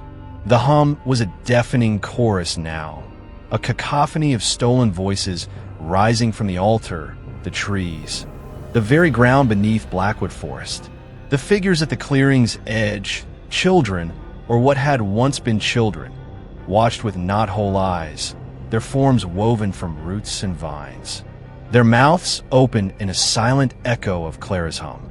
Lena knelt by the altar, her notebook open, her dagger drawn, but her face was pale, her eyes wide with the realization that the Weaver was here. Its presence a weight that crushed the air. Elias felt it too, a gaze that bored into his soul, tying him to the forest, to Clara, to the pact that had damned Harrow's End. "Elias, we need to move," Lena hissed, her voice barely cutting through the hum. She pointed to the pool at the altar's center, its dark surface rippling, reflecting not the lantern's light, but something else, Clara's face. Then Tommy's, their eyes glinting with the Weaver's will. "Blood breaks the pact," she said, her hands steady despite the fear in her voice. "We can try." Her words were cut off as the hum surged, a wave that shook the clearing, the ground pulsing violently beneath them. The shadow children moved, their forms blurring unnaturally fast, their root limbs lashing out like whips. Elias swung his lantern, its light scattering the nearest figure, but it reformed, its knot-hole eyes unblinking, its hum a piercing scream. "Run!" Elias shouted, grabbing Lena's arm, pulling her from the altar. They stumbled back, the moss underfoot slick and grasping, as if the forest itself sought to hold them. The figures closed in, their movements jerky yet precise, their vine fingers clawing at the air. One struck Lena's arm, its touch leaving a jagged scratch, dark and pulsing with moss. She gasped, clutching the wound, her dagger falling to the ground. Elias swung his knife, slicing through a vine that reached for him, its sap black and viscous, smelling of decay. The hum was a physical force now, pressing against his chest, clouding his thoughts. And he saw Clara's face in his mind, her hum blending with the choir's, calling him back to the altar. Lena staggered, her face flushed, her breath ragged. "Keep going," she said, her voice weak but firm, pushing Elias toward the path. The figures didn't pursue beyond the clearing, their forms dissolving into the trees, but their eyes lingered, glowing in the dark. Elias half-carried Lena, the lantern swinging wildly, its light barely cutting the fog that closed around them. The hum followed, softer but unrelenting, a reminder that Blackwood was alive, its roots deep in their tracks. They reached a gnarled oak, its bark etched with Clara's sigils, and collapsed against it, the ground still pulsing faintly. Lena's arm was worse. The scratch now a network of moss-like veins, spreading under her skin, glowing faintly. "It's in me," she whispered, her eyes feverish, her hand trembling as she touched the wound. Elias's heart raced, his mind flashing to Clara's veins, the moss on her scarf, on Tommy's shoe. "What is it?" he asked, his voice hoarse, setting the lantern down. Lena's breath hitched, her face slick with sweat. "The Weaver's mark," she said, her voice slurring. "It binds like the children. It knows we're close." She fumbled for her notebook, its pages crumpled, and pointed to a sketch of the altar, its pool labeled hard of the pact. "Blood at the altar. It's the only way. But it's fighting back." Elias's stomach churned. The journal in his coat, Abigail's words about blood and sacrifice, felt heavier, its cost unclear. He looked at Lena, her eyes fluttering, her hum faint but growing, mirroring Clara's. The forest was claiming her, just as it had his daughter. "We need to get you out," Elias said, lifting her, his arm around her waist. Lena shook her head, her voice barely audible. "No, the altar. Clara. Tommy. We're close." Her fever was burning, her skin hot where the moss spread, and Elias felt the forest gaze, its roots stirring beneath them. The hum was a lure, pulling them back to the clearing, to the altar's pool where the Weaver waited. He thought of Clara, locked in her room, her hum tying her to this place, and of Tommy, lost in the choir's song. The figures hadn't followed, but their presence lingered, their knot-hole eyes watching from the trees. Elias's knife was slick with sap, his lantern low, and Lena's weight slowed him. But he pushed forward, the map in his mind guiding him away from the altar toward Harrow's End. The path twisted, the trees leaning closer, their branches scraping his skin. Whispering in the hum's rhythm, Lena muttered now, her words incoherent, threads weaving choir, her eyes half closed, her moss veins glowing brighter. Elias's chest tightened, fear and guilt warring within him. He brought Lena here, trusted her knowledge, and now she was marked like Clara, like the children in the photograph. The journal's talk of blood haunted him. Whose blood, and how much? He saw the altar in his mind, its bones and moss, its pool rippling with faces, and knew they'd have to return, to face the Weaver's choir. But not now. Lena needed help, and Clara was waiting, her hum a beacon in the dark. They stumbled out of Blackwood, the fog parting as Harrow's End appeared, its lights dim and unwelcoming. Elias carried Lena to his house, her fever raging, her hum a faint echo of the forests. Sarah met them at the door, her face pale, Tommy's shoe in her hands, the moss now curling up her arms. "What happened?" she asked, her voice trembling, but Elias had no words. He laid Lena on the couch, her notebook falling open to the altar sketch, and checked on Clara, still locked in her room. Her hum was louder, her carvings glowing through the rug, and her voice came, soft and clear, "The Weaver's hungry." Elias's blood ran cold.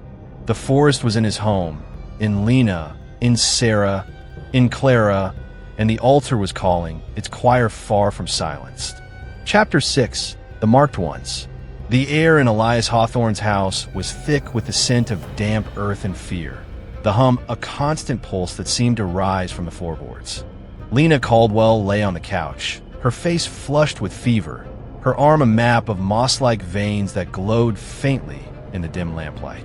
The scratch from the forest shadow children had spread, its tendrils curling under her skin, pulsing in time with the hum that now escaped her lips, faint but unmistakable. Elias stood over her, his hands trembling. Abigail's journal clutched like a talisman.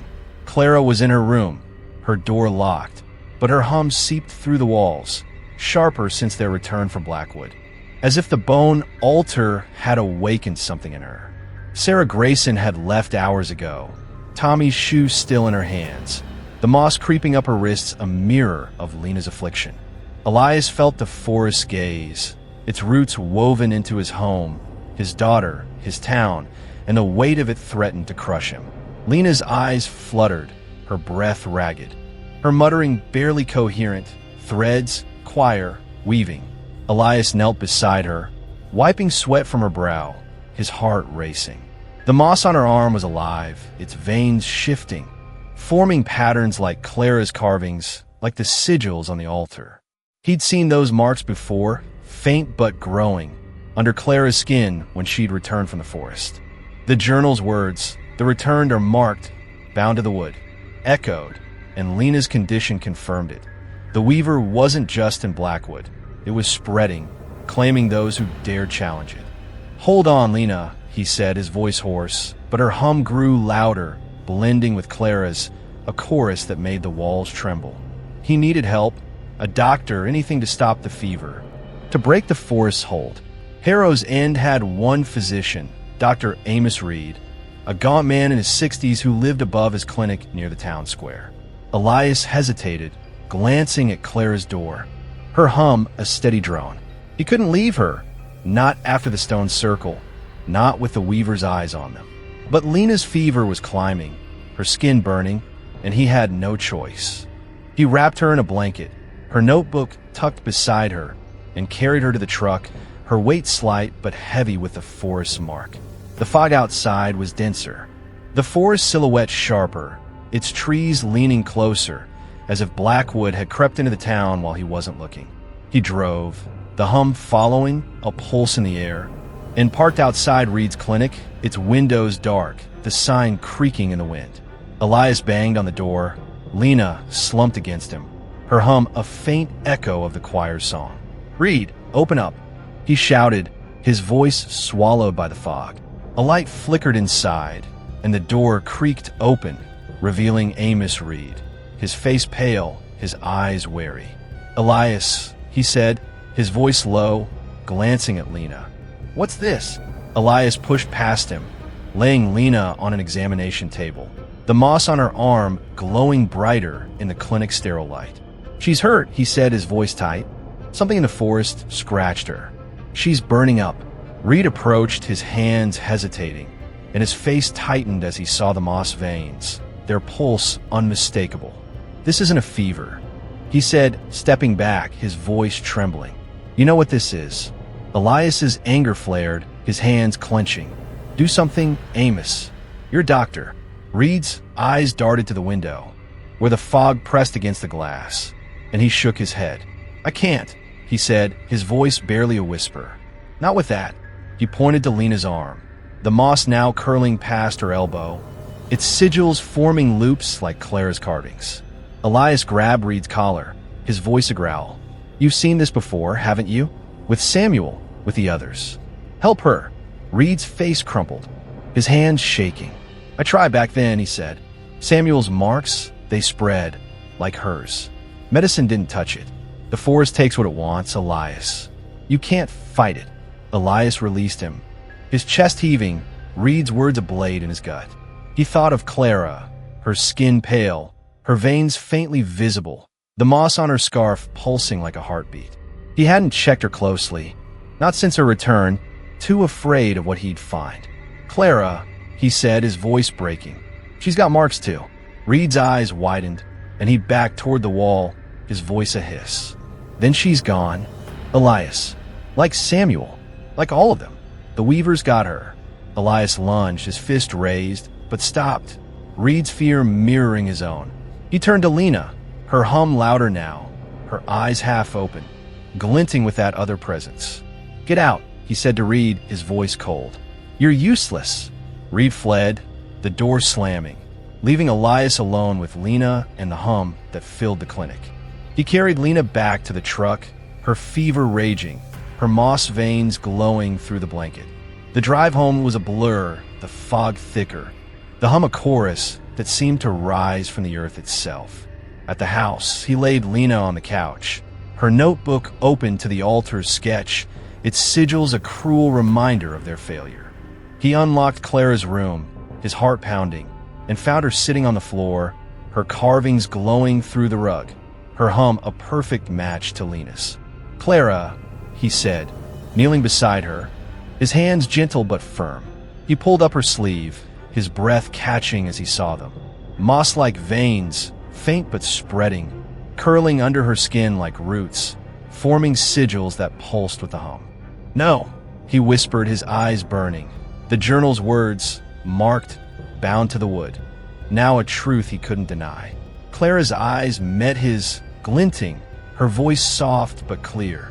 "The choir's singing," she said, her fingers tracing the air as if weaving invisible threads.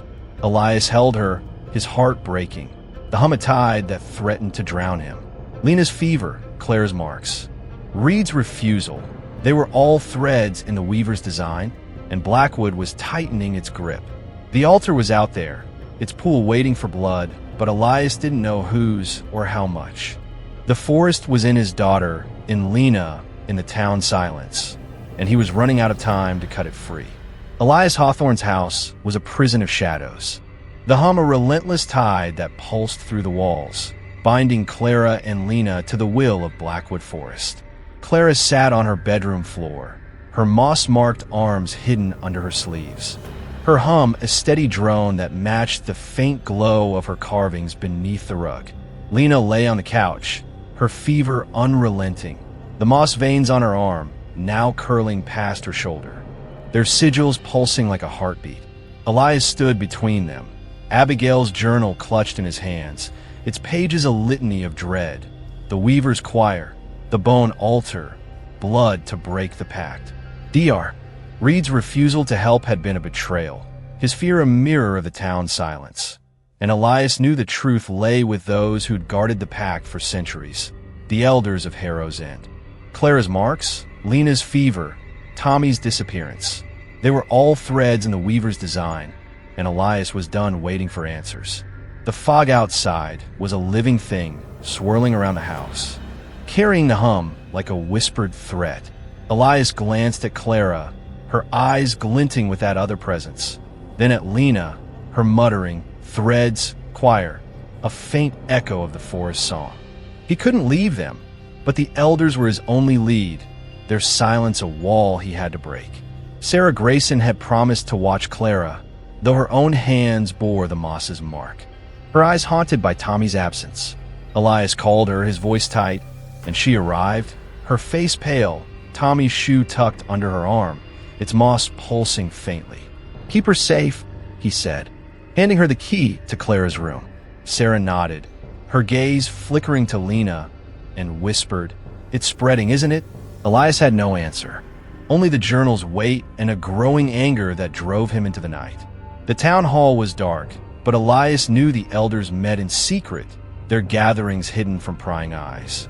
He drove through the fog, the hum louder now, a chorus that seemed to rise from the earth, vibrating in the truck's frame. The sky above Blackwood was wrong, clouds churning in a spiral, their edges lit by flashes of green lightning that cast the forest in a sickly glow. The storm was unnatural, its pressure heavy, as if the forest itself were breathing. Elias parked near the church, its steeple a shadow against the roiling sky, and spotted a faint light in the basement window. The elders were there, guarding their secrets, and he meant to drag them into the open. He descended the stone steps, the air damp and cold, the hum a pulse that shook the walls. The basement door was ajar, voices murmuring within, low, urgent, laced with fear. Elias pushed it open, revealing 5 elders seated around a table, their faces gaunt in the candlelight. Martha was among them, her knitting abandoned, her eyes wide as she saw him. The others, old men and women, their names synonymous with Harrow's End's history, stared, their silence a challenge. "Elias," Martha said, her voice trembling, "you shouldn't be here." He slammed the journal on the table, its pages open to Abigail's talk of the pact. "Tell me about the Weaver," he said, his voice a growl. "Tell me why my daughter's marked, why Tommy's gone, why you've let this happen." The elders exchanged glances, their hands fidgeting, but it was Amos Reed, the doctor, who spoke, his presence a surprise that tightened Elias's chest. "You don't understand," Reed said, his voice low, his eyes avoiding the journal. "The pact keeps us alive. The Weaver gives, but it takes. It's always been this way." Elias's anger surged, his fists clenching. "It's taking children. Amos, Clara's dying, Lena's infected, and you're hiding it." He pointed to the window, where the storm's green lightning flashed, the hum a roar that shook the candles. "That's not natural. The forest's coming for us, and you know it." Martha stood, her frail frame trembling. "We tried to stop it. Long ago," she said, her voice breaking. "After Samuel, we thought maybe we could break the pact. But the Weaver punished us. Crops failed, wells dried, people died. We learned our place." Her eyes met Elias's, pleading. "Clara's return is a warning. If you fight, it'll take her again, and worse." Elias's heart pounded, Clara's glinting eyes flashing in his mind. "What's worse than losing her?" he asked, his voice raw. Reed leaned forward, his face grim. "It'll take the town, Elias. Everyone. The Weaver's not just in the forest. It's in the roots that soil us." The storm roared, a gust shattering a window, the fog curling inside like a hand. The hum was deafening, a choir of voices that seemed to name Elias, to call him to the altar. He grabbed Reed's collar, his voice a hiss. "Tell me how to stop it." Reed's eyes darted to the others, then back, his voice a whisper. "The altar, blood, freely given. But it's unbreakable, Elias. The Weaver sees you now." Elias released him, his chest heaving. The journal's words, blood to break the pact, a weight he couldn't carry alone. Martha's voice cut through, soft but firm. "Go home, Elias. Protect Clara, or lose her forever." He left, the storm's green lightning illuminating the fog, the hum of tide that followed him. The elders were complicit, their fear a chain binding the town to the weaver, and Elias knew they'd never help. The altar was his only hope, its pool waiting, but Reed's words, "It'll take everyone," gnawed at him. He drove home, the sky churning, the forest silhouette closer, its trees alive with the storm's pulse. Clara and Lena were waiting, their hums a beacon, and Elias felt Blackwood's roots, not just in the earth but in his blood, pulling him toward a choice he wasn't ready to make. The storm over Harrow's End was a beast, its green lightning clawing the sky, its thunder a growl that shook the earth. Elias Hawthorne drove through the fog, the hum a relentless pulse in his skull, Abigail's journal heavy in his coat. The elder's words, "The weaver sees you now," burned his mind, their refusal to act a betrayal that fueled his anger. Clara's moss-marked arms, Lena's fevered hum, the bone altar's pulsing pool, they were all threads in Blackwood's weave, and Elias was running out of time to cut them free. The forest loomed closer, its trees alive in the storm's light, their branches twisting like fingers reaching for the town. The hum was louder, a choir of stolen voices, and Elias felt its call, a lure to the altar where the weaver waited. He gripped the wheel, his knuckles white, and sped toward home, where Clara and Lena were bound by the forest's mark. The house was dark when he arrived, the windows rattling in the wind, the fog curling around it like a shroud. Sarah Grayson's truck was gone, and a sick dread settled in Elias's gut. He burst inside, the hum deafening, a chorus that seemed to rise from the walls. Lena lay on the couch, her fever worse, her moss veins glowing through her shirt, her hum a faint echo of the storm's pulse. "Sarah," Elias called, his voice swallowed by the noise. No answer. He checked the kitchen, the hall, then stopped at Clara's door, its lock undone, the key missing. His heart lurched, and he pushed it open, the lantern in his hand casting jagged shadows. The room was empty, the rug torn aside, Clara's carvings glowing with a sickly light, their sigils pulsing like the moss. Her scarf was gone, the window open, the fog pouring in, carrying the hum like a summons. "Clara!" Elias shouted, his voice breaking, the storm's thunder drowning him out. He ran to the window, peering into the dark, but the fog was too thick, the forest silhouette a wall of shadow. Her map was still on the wall, its paths leading to the crown of roots, the altar's heart. She'd gone to Blackwood, drawn by the choir's call, just as she had at the stone circle. Elias's mind raced, flashing to her chant, her glinting eyes, her whisper, "The weaver's hungry." The journal's words, "The returned are bound to the wood," were a blade in his chest, and he knew the weaver had taken her again. Its roots deeper than he'd feared. He turned back to the room, his lantern catching something on the floor, papers scattered like leaves, covered in Clara's drawings. He knelt, his hands shaking, and gathered them, the hum of tide that threatened to drown him. The drawings were frantic, charcoal and blood smudged across the pages, depicting a figure woven from roots and vines, its eyes knotholes, its head crowned with twisted branches. The weaver, unmistakable, its form matching Lena's sketches, Abigail's journal. In one drawing, it held hands with children, their faces pale, their eyes hollow, their mouths open in a hum. Clara's face was among them, her scarf red against the black lines, her hand in the weaver's, her sigils glowing. Another showed the bone altar, its pool rippling, the crown of roots rising above it, children kneeling at its base. The final drawing was a map, more detailed than the one on the wall, its paths spiraling to a clearing marked with the crown, sigils circling it like a trap. Elias's breath caught, his heart pounding. Clara's drawings weren't just art. They were a message, a guide, or a warning. The weaver was calling her to the altar, using her marks, her hum, to weave her into its choir. He clutched the papers, his eyes burning, and checked Lena, her fever raging, her hum louder, her moss veins curling toward her neck. "Hold on," he whispered, though he didn't know if she could hear. Sarah was gone, likely drawn to the forest like Clara, the moss on her hands a beacon. The storm roared, green lightning illuminating the fog, and Elias felt Blackwood's gaze, its roots in the ground, the air, his blood. Clara was out there, her drawings a path to the altar, and he had to follow, to face the weaver before it claimed her forever. He grabbed his knife, the lantern, and Clara's drawings, tucking the journal into his coat. The hum was a chorus now, naming him, pulling him to the forest where the storm's heart beat. He stepped outside, the fog swallowing him, the trees alive in the lightning's glow, their branches whispering his name.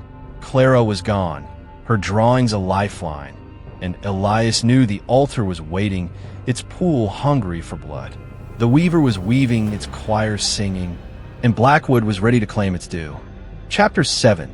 The Threaded Path.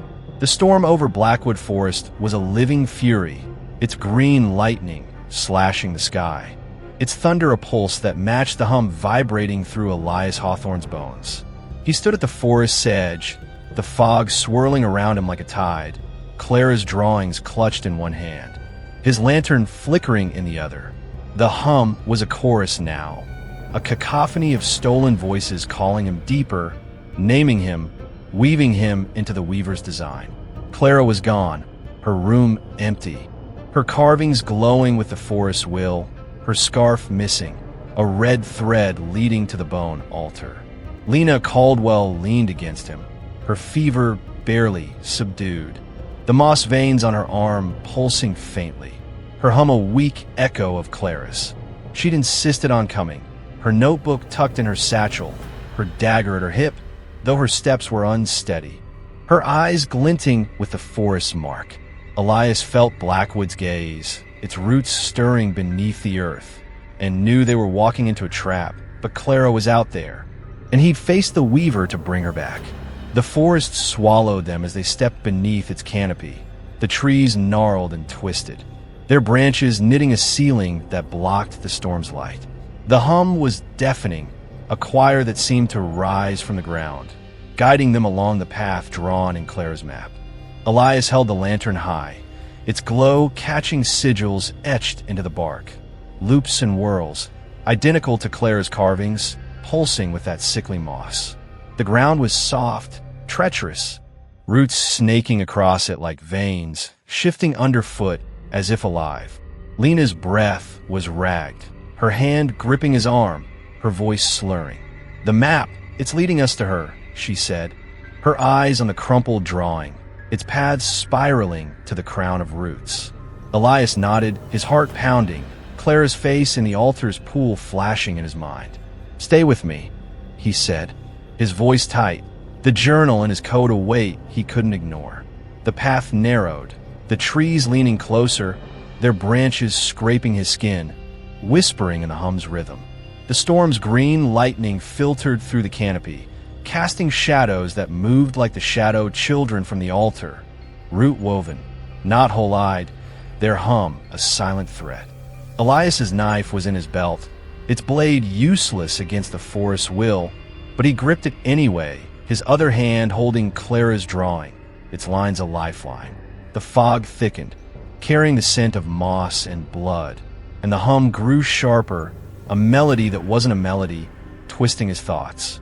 Lena stumbled, her fever spiking, her moss veins glowing brighter, curling toward her chest. "It's in my head," she whispered, her voice trembling. "Whispers telling me to turn back." Elias tightened his grip on her, his voice firm. "Fight it. We're close." They reached a fork, the path splitting, but Clara's map showed only one route, marked with a sigil, a loop with branching lines, glowing faintly in the drawing. Elias scanned the ground, his lantern catching a trail of woven roots, not natural but deliberate, their surfaces slick with moss, pulsing in time with a hum. The roots formed a path, narrow and winding, leading deeper into Blackwood, their weave mirroring the sigils on Clara's arms, on Lena's wound. "This is it," Elias said, his voice low, stepping onto the path. The roots shifted underfoot, a subtle movement that made his skin crawl, as if the forest were guiding them. or hurting them. Lena's hum grew louder, her eyes half closed, her steps mechanical, as if the path were pulling her too. The air grew heavier, the hum a physical force, pressing against Elias's chest, clouding his mind. He saw flashes, Clara's glinting eyes, the bone altar's pool, the shadow children's knothole stairs, and felt the weaver's presence, closer now, its roots in the path, the trees, the storm. The lantern flickered, its light catching a scrap of red caught on a root. Clara's scarf, its moss stains glowing, its edges torn. Elias's heart lurched, and he grabbed it, the fabric cold, the moss pulsing against his skin. "She's been here," he said, his voice breaking, tucking the scarf into his coat. Lena nodded, her fevered eyes on the path, her hum blending with the choir's. "The altar's near," she said, her voice slurring. "It wants us there." The path twisted, the roots tightening, their weave forming patterns that seemed to shift, guiding them to a clearing where the fog parted, revealing a circle of stones, smaller than the altar, but etched with the same sigils, their moss glowing like veins. The hum was a roar, the storm's lightning illuminating a figure at the center. Clara, her dress torn, her arms raised, her hum a perfect thread in the choir's song. She was weaving roots from the ground, their strands forming a pattern like her carvings, her eyes glinting with the weaver's will. "Clara!" Elias shouted, stepping forward, but the roots lashed out, blocking his path, their moss pulsing wildly. Lena gasped, her fever spiking, her moss veins glowing brighter, and whispered, "She's its conduit. It's using her." Elias's heart pounded. The journal's words, blood to break the pact, a blade in his chest. Clara's weaving was a ritual, a summons, and the forest was answering, its roots alive, its hum a command. He had to reach her, to stop the weaver before it claimed her forever. But the path was a trap, its roots tightening, its choir singing his name. Blackwood was hungry, and Elias was running out of time to cut its threads. The clearing in Blackwood Forest was a wound in the earth, its circle of sigil-etched stones glowing with the sickly pulse of moss. The hum a deafening chorus that seemed to tear at the fabric of the storm-racked sky. Elias Hawthorne stood at its edge, his lantern flickering, its light swallowed by the fog that swirled around Clara, who knelt at the center, her small hands weaving roots from the ground with unnatural precision. The roots twisted into patterns, loops and whirls that mirrored her carvings, their moss veins throbbing in time with the hum that poured from her lips, a perfect thread in the weaver's choir. Her eyes glinted, not with the spark of his daughter, but with the forest's will, her red scarf gone, lost somewhere in the dark. Lena Caldwell leaned against Elias, her fever burning, her moss-marked arm glowing through her sleeve, her own hum a faint echo of Clara's. The storm's green lightning illuminated the scene, casting shadows that moved like the shadow children, their knothole eyes watching from the trees. Elias felt Blackwood's gaze, its roots tightening around his heart, and knew this was no mere clearing. It was a stage for the weaver's ritual. "Clara!" Elias shouted, his voice raw, barely cutting through the hum. He stepped forward, the woven root path shifting underfoot, its strands lashing out to block him, their moss searing his skin. Clara didn't flinch, her hands moving faster, the roots forming a spiraling sigil that seemed to pulse with the storm's rhythm.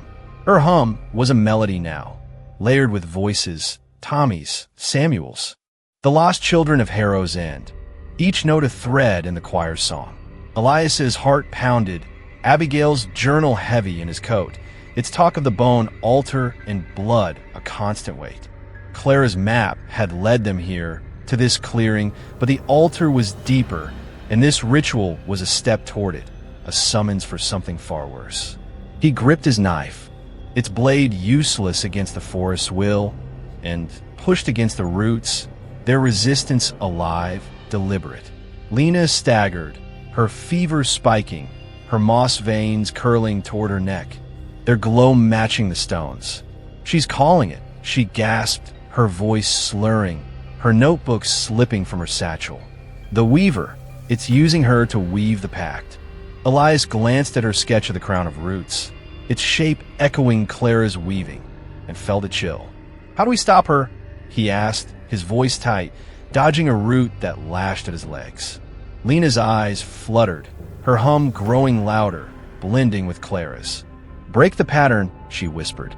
The sigil disrupted, but her words faltered, her body swaying, and Elias caught her, his arm around her waist, her weight a reminder of how little time they had.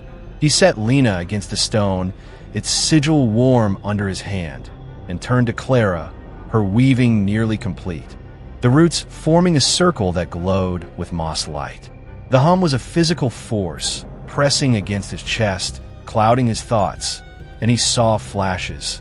Clara's glinting eyes, the altar's pool, the shadow children's silent screams.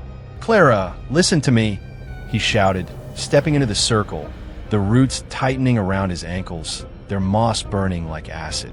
She paused, her head tilting, her eyes meeting his, empty but for a flicker of his daughter, buried deep. "The choir needs more," she said, her voice layered, not hers alone, the words slithering through the hum. "She's hungry. Papa, she wants you too." Elias's blood ran cold. The journal's words, the returned are bound to the wood. Now a truth carved into his soul. Clara's hands resumed, the roots spiraling higher, their sigil nearly whole, and the storm roared, green lightning illuminating a shape in the fog. A figure, woven from vines, its knot-hole eyes glinting, its crown of roots a twisted throne. The weaver, or its shadow, watching, waiting. Elias lunged, his knife slashing at the roots, their sap black and viscous, smelling of decay. The hum surged, a wave that knocked him back, but he fought, tearing at the sigil, its strands unraveling under his blade. Clara screamed, a sound that was hers and not hers, her hands clawing at the air, her eyes blazing with the forest's will. "Clara, come back to me," Elias shouted, his voice breaking, reaching for her. The roots lashed out, wrapping his wrist, their moss searing his skin, and he felt the weaver's presence, its hunger a blade in his chest. Lena stirred, her hum faltering, and crawled toward the circle, her dagger in hand. "The sigil," she gasped, slashing at the roots, her moss veins glowing brighter, her fever pushing her to the edge. Together, they tore at the pattern, the roots writhing, the hum a scream that shook the clearing. Clara collapsed, her scream fading, her body limp, her eyes fluttering shut. The sigil broke, its glow dimming, the roots retreating into the ground, but the hum didn't stop, only softened, a warning that the weaver was still there, its choir still singing. Elias lifted Clara, her body light as a husk, her hum faint but present, her skin cold under his hands.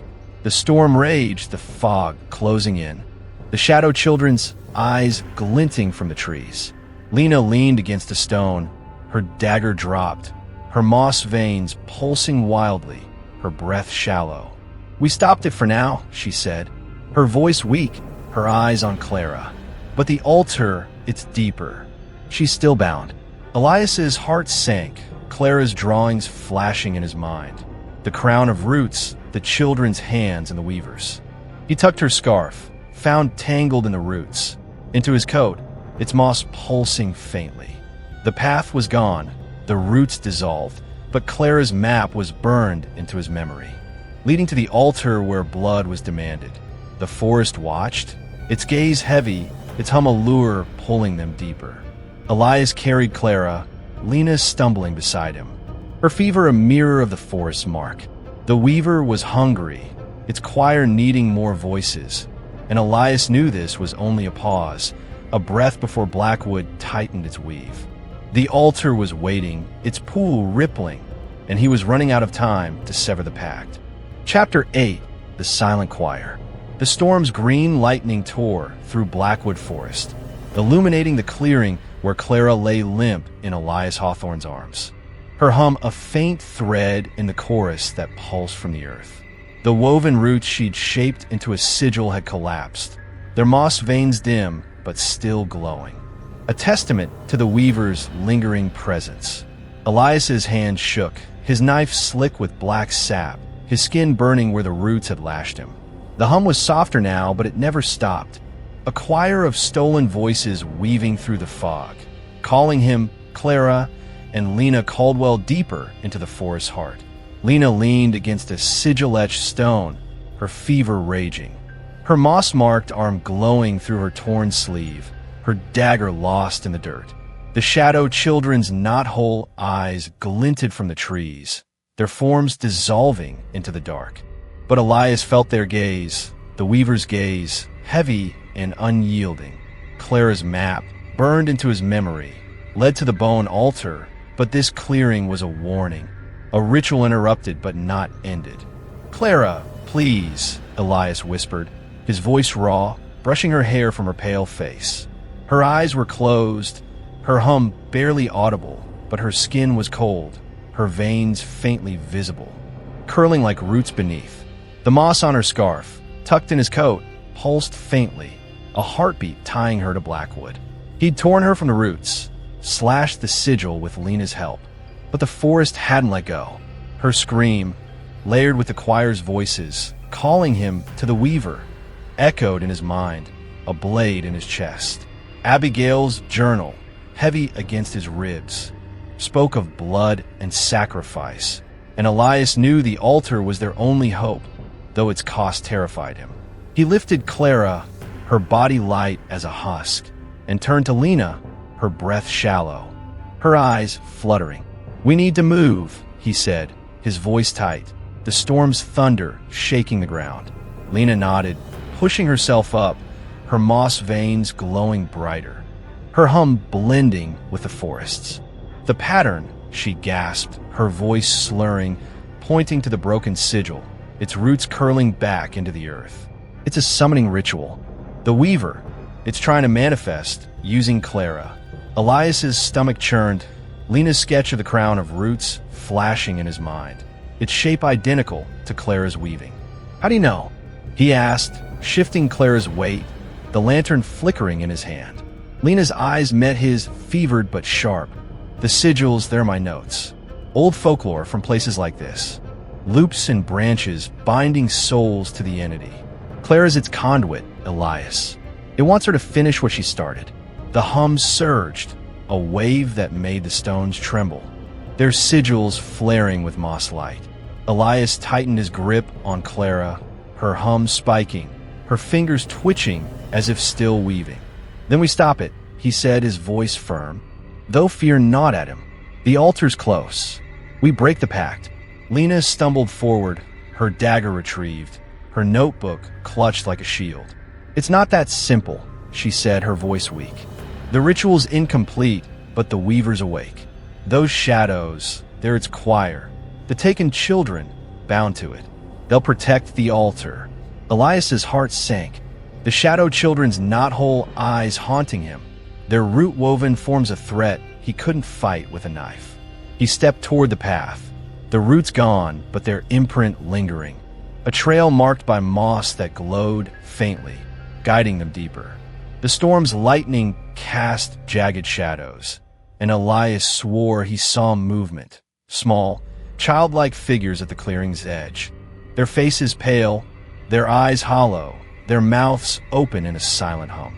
"Stay close," he told Lena, his voice low, the lantern's light catching their forms, their limbs twisted with vines, their hands reaching but not touching. Lena's hum grew louder, her moss veins pulsing, and she whispered, "They're here, the choir." Elias's skin crawled, Clara's drawing flashing, the children holding the weaver's hand, their faces like these, Clara's among them. The figures didn't attack, only followed, their silent hum blending with the storm's roar. Their eyes fixed on Clara. Elias pushed forward, the path narrowing, the trees leaning closer, their bark etched with sigils that pulsed in time with his heartbeat. The hum was a physical force, pressing against his chest, clouding his thoughts, and he felt the weaver's presence, its roots in the ground, the air his daughter, Clara stirred, her eyes fluttering open, glinting with that other presence, her hum sharpening. "The choir's singing," she whispered, her voice not hers alone, the words slithering through the hum. "They need more, Papa." Elias's blood ran cold, his arms tightening around her, her words a mirror of the clearing's ritual, a call to the altar. Lena stumbled, her fever spiking, her moss veins glowing through her shirt, curling toward her heart. "It's pulling her," she gasped, her dagger trembling in her hand. "The sigil, it's still in her. We need to keep her from weaving." Elias nodded, his throat tight, but Clara's fingers moved, tracing patterns in the air, as if the roots were still there. He shifted her, pinning her arms gently, his heart breaking at her coldness, her glinting eyes. The shadow children closed in, their silent hum of pressure that made his ears ring, their hands pointing deeper toward the altar's heart. Elias knew they weren't just guides. They were the weaver's will, ensuring Clara reached her place in the choir. The path ended at a wall of roots, woven like a gate, their moss veins glowing, their sigils matching Clara's carvings. The hum was a scream now, the storm's lightning illuminating the roots, their strands shifting, parting slightly, as if inviting them through. Elias hesitated, Clara's hum a lure, Lena's fever a warning, the shadow children's eyes a threat. The altar was beyond, its pool waiting, and Elias felt Blackwood's hunger, its choir singing for blood. He had to pull Clara away to break the ritual, but the weaver was watching, its roots tightening, and Elias was running out of time to sever its weave. The wall of woven roots loomed before Elias Hawthorne, its moss veins pulsing with a sickly glow, its sigils mirroring the carvings Clara had etched in her bedroom floor. The hum was a relentless tide, a choir of stolen voices that shook the storm-racked air of Blackwood Forest, weaving through the fog that clung to the ground like a shroud. Elias held Clara tightly, her small body limp in his arms, her hum a faint but piercing thread in the chorus, her eyes half open, glinting with the weaver's will. Lena Caldwell staggered beside him, her fever burning, her moss-marked arm glowing through her torn sleeve, her own hum blending with the forest song. The shadow children, root-woven figures with knot-hole eyes, hovered at the clearing's edge, their forms sharper now, resolving into pale, childlike shapes, their mouths open in a silent hum that echoed Clara's. The storm's green lightning illuminated their faces, hollow and twisted, their limbs curling with vines, their presence a threat that made Elias's skin crawl. "Elias, they're moving," Lena whispered, her voice slurring, her dagger trembling in her hand. She leaned against him, her moss veins curling toward her chest, their glow matching the root's pulse. Elias's heart pounded, his lantern flickering, its light barely touching the figures that now stepped closer, their movements jerky yet deliberate, like puppets on unseen strings. He counted a dozen, their faces faintly familiar, children from Harrow's End's past, Samuel among them, his eyes empty, his mouth a dark hollow. Clara stirred, her hum sharpening, her fingers twitching as if reaching for the roots, and Elias tightened his grip, his knife useless against the choir's silent advance. "Stay back," he growled, his voice lost in the hum, the storm's thunder shaking the ground. The figures stopped, their knot-hole eyes fixed on Clara, their silent hum of pressure that made Elias's ears ring. One stepped forward, smaller than the others, its face almost human, its vine limbs curling like fingers. It raised a hand, pointing deeper into the forest, where the root wall parted slightly, revealing a path lined with moss that glowed faintly, leading to the bone altar. The hum surged, a wave that nearly knocked Elias back, and Clara's eyes opened fully, glinting with that other presence, her voice a whisper. "They want us to go," she said, her words layered, the choir speaking through her. The weaver's waiting. Elias's blood ran cold. Abigail's journal heavy in his coat, its talk of blood and sacrifice a blade in his chest. The child's gesture was a command, a lure, and Elias knew the altar was close. Its pool hungry for what the weaver demanded. Lena's fever spiked, her hum louder, her eyes fluttering as she stared at the figures. The choir, she gasped, her notebook slipping from her satchel. Its sketch of the crown of roots falling to the ground. They're bound to it, like Clara. They're showing us the way. Elias's stomach churned, Clara's drawing flashing. The children holding the weaver's hand, their faces like these, her own among them. "Why?" he asked, his voice tight, stepping back, the root wall's glow searing his eyes. Lena's voice was faint, her moss veins pulsing wildly. "It's a ritual, the pact. They need us at the altar to finish it." Elias's heart sank. The journal's words, "The returned are bound to the wood." Now a truth carved into his soul. He shifted Clara, her hum allure pulling him toward the path, and glanced at Lena, her fevered eyes on the child who pointed, its knot-hole eyes unblinking.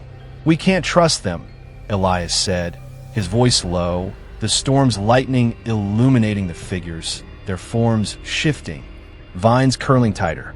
Lena nodded, her dagger raised, but her strength was fading, her moss veins glowing through her shirt, curling toward her heart. "We don't have a choice," she said, her voice slurring. "The altar's there, Clara's map. If we break the pact." Her words faltered, her body swaying, and Elias caught her, his arm around her waist. Her weight a reminder of how little time they had.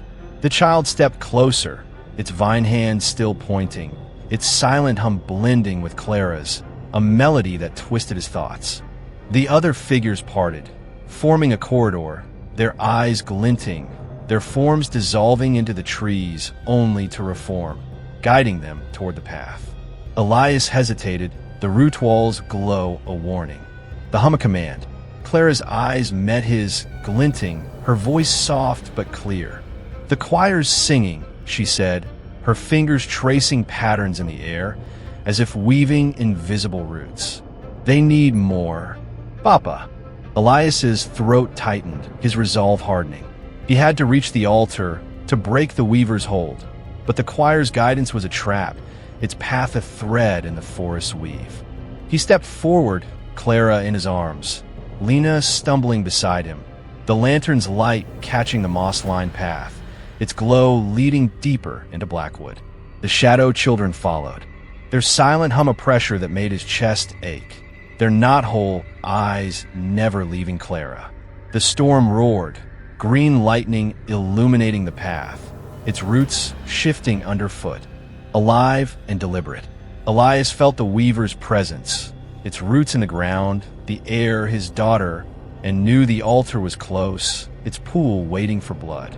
The choir was silent no more, its song a lure, and Elias was running out of time to cut its threads. Chapter 9. The Rooted Crown. The path of woven roots snaked deeper into Blackwood forest, its moss veins pulsing with a sickly glow that matched the storm's green lightning tearing through the sky. Elias Hawthorne pressed forward, Clara cradled in his arms, her hum a piercing thread in the choir's relentless chorus, her eyes glinting with the weaver's will. Her small body was cold, her moss-marked veins faintly visible, curling like the sigils she'd carved into her bedroom floor. Lena Caldwell stumbled beside him, her fever raging, her moss veins glowing through her torn shirt, her own hum blending with the forest song, a sign of how deeply Blackwood had claimed her. The shadow children, root-woven figures with knot-hole eyes, flanked them, their silent hum a pressure that made Elias's chest ache, their forms guiding, hurting toward the bone altar. The fog thickened, carrying the scent of blood and decay, and the hum was a tide, naming Elias, pulling him to the heart of the weaver's domain. The path ended at a clearing larger than any they'd seen, its ground a tangle of roots that pulsed like arteries, its air heavy with the storm's electric charge. At its center stood a massive tree, its trunk wider than a house, its bark etched with sigils that glowed with moss light. Its roots rose from the earth, weaving a throne-like structure, spiked with twisted branches, a crown of roots at its apex. The bone altar was nowhere in sight, But this was the place Clara's map had promised. The crown of roots, the weaver's heart. The hum was deafening, a chorus of stolen voices rising from the tree, the ground, the storm. And Elias felt its gaze, not just on him, but inside him, weaving his soul into its tapestry. Clara stirred, her hum sharpening, her fingers twitching as if reaching for the roots. And Elias tightened his grip, his heart pounding. Lena gasped, her fevered eyes wide, her notebook falling to the ground, its sketch of the crown of roots a perfect match for the throne. "This is it," she whispered, her voice slurring, her moss veins pulsing wildly. The weaver's seat, not the altar, but its power. She stumbled forward, her dagger trembling in her hand, and Elias caught her. His lantern flickering, its light swallowed by the clearing's dark. The shadow children stopped at the edge, their knot-hole eyes glinting, their forms dissolving into the trees. But their hum lingered, a silent command. Elias set Clara down, her body limp, her hum allure, and scanned the clearing, his knife in hand, its blade useless against the forest's will. The tree's roots shifted, a subtle movement that made his skin crawl, as if it were alive, waiting. A figure emerged from the throne, woven from roots and vines, its form shifting, human, then not. Its eyes knot-hole voids, its head crowned with twisted branches. The weaver, or its manifestation, its presence a weight that crushed the air. The hum surged, a wave that shook the clearing, and Clara's eyes opened, glinting, her voice a hiss. "She's here," she said, her words layered with the choir's song, her hands reaching for the roots. Elias grabbed her, pulling her back, his voice breaking. "Clara, no." The weaver's eyes fixed on him, its gaze a blade in his soul, and the roots lashed out, wrapping his ankles, their moss searing his skin. Lena slashed at them with her dagger, her moss veins glowing brighter, her hum a scream that matched the storm's roar. "It wants her," Lena gasped, her fever pushing her to the edge, her blade cutting through a vine, its black sap spraying. "The pact. It needs a child to renew it." Elias's stomach churned, Abigail's journal flashing. The weaver accepts the offering. He tore free, his knife slashing, and lifted Clara, her hum a tide that threatened to drown him. The weaver moved, its form blurring, vines curling toward them, its knot-hole eyes unblinking. "You can't have her," Elias shouted, his voice lost in the hum, the storm's lightning illuminating the throne, its roots spiraling higher, forming a cage. Clara's hands moved, tracing sigils in the air, her hum calling the roots, and Elias pinned her arms, his heart breaking at her coldness, her glinting eyes. Lena stumbled to the tree, her notebook open, her voice slurring. "The sigils, they bind it," she said, pointing to the throne's base, where sigils glowed, pulsing with moss light. Blood disrupt them, but her strength failed, her body collapsing, her moss veins curling toward her heart. Elias's mind raced. The journals talk of blood and sacrifice a weight he couldn't carry alone. The weaver's vines lashed out, one striking Lena, another wrapping Clara's wrist, pulling her toward the throne. Elias slashed, his knife sinking into the vine, its sap burning his hand, and pulled Clara back. Her hum a scream that shook the clearing. The weaver's form solidified, its crown of roots glowing, its voice a whisper in the hum. "Offer her and live." Elias's blood ran cold. Clara's face in the altar's pool flashing, her place in the choir promised. He held her close, the storm's lightning illuminating the weaver, its vines tightening, its hunger a blade in the dark. Lena's hum faltered, her body still, and Elias knew they were out of time, the altar's blood waiting, the weaver's choir singing for Clara's soul.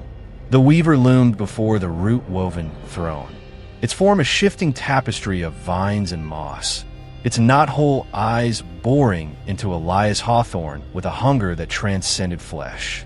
The hum was a suffocating tide, a choir of stolen voices rising from the massive tree at the clearing's heart, its crown of roots pulsing with the storm's green lightning. Clara trembled in Elias's arms, her hum a piercing thread in the chorus, her moss-marked veins glowing faintly, her eyes glinting with the weaver's will.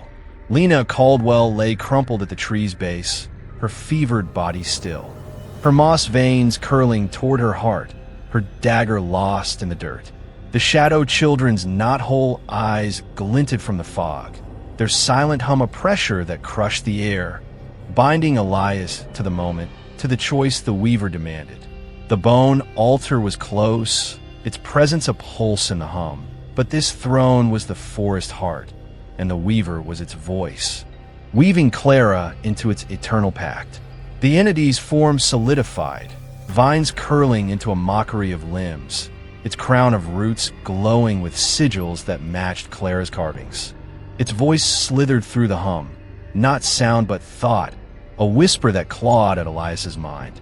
She is mine, but another will do. Offer a new child, and she walks free. Clara's hum spiked, her body arching, her hands reaching for the throne, as if answering the call.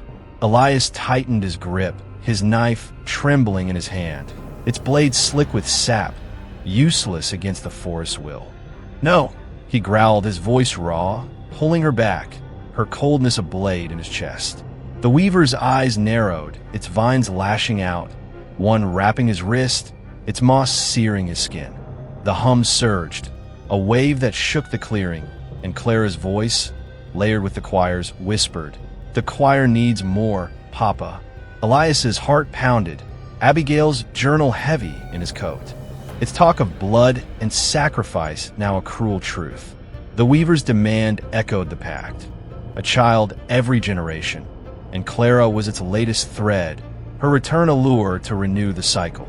He thought of Tommy, lost in the forest, his shoe marked with moss, and of Sarah, her hands infected, drawn to Blackwood's call. Another child would mean another family broken, another soul woven into the choir, and Elias's stomach churned at the thought. But Clara's glinting eyes, her hum tying her to the throne, tore at him.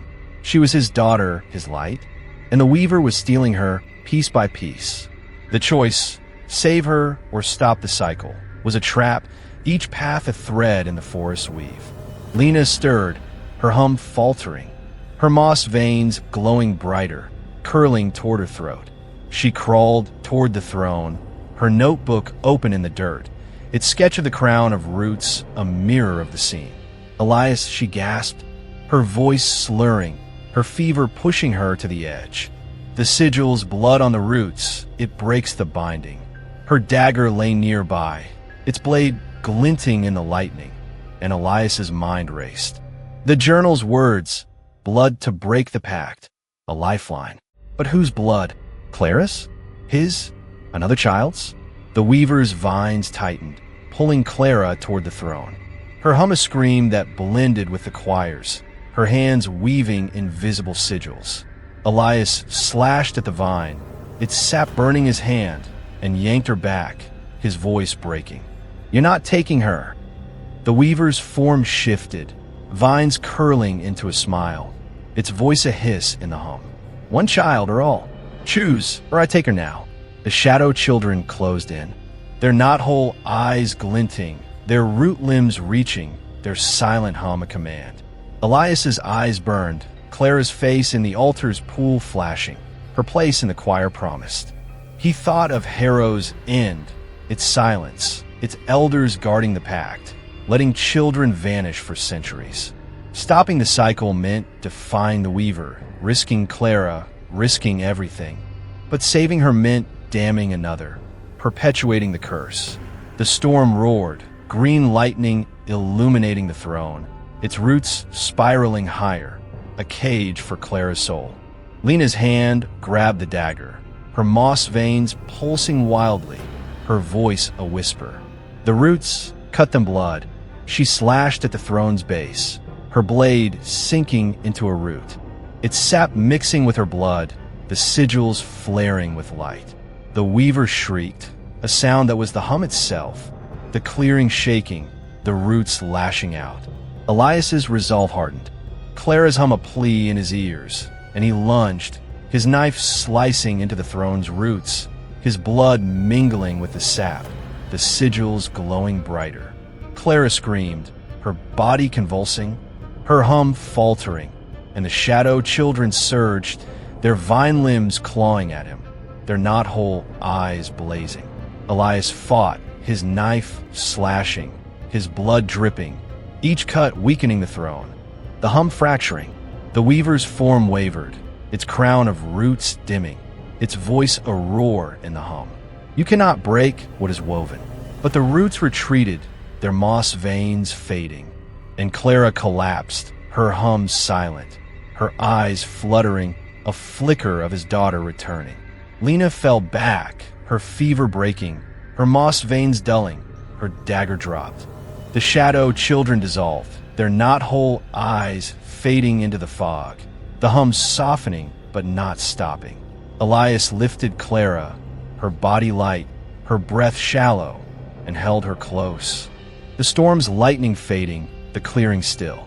The throne was damaged, the weaver's power weakened, but the altar was still out there, its pool waiting, and Elias knew the choice wasn't over. Clara was free, for now, but the cycle wasn't broken, and Blackwood's hunger lingered. Chapter 10. The Broken Oath. The storm over Blackwood forest waned, its green lightning fading into a bruised sky, but the hum lingered a low, insistent pulse that clung to Elias Hawthorne like a shadow. He stumbled through the fog, Clara limp in his arms, her hum silenced for now, her moss-marked veins faint but still glowing under her pale skin. Her eyes were closed, her breath shallow. A flicker of his daughter returned after the battle at the root-woven throne. Lena Caldwell leaned against him, her fever broken but her strength sapped, her moss veins dulled, curling only faintly across her arm. The shadow children had dissolved, their knot-hole eyes fading into the trees, but the weaver's presence remained, its gaze heavy, its choir's song a whisper in the fog.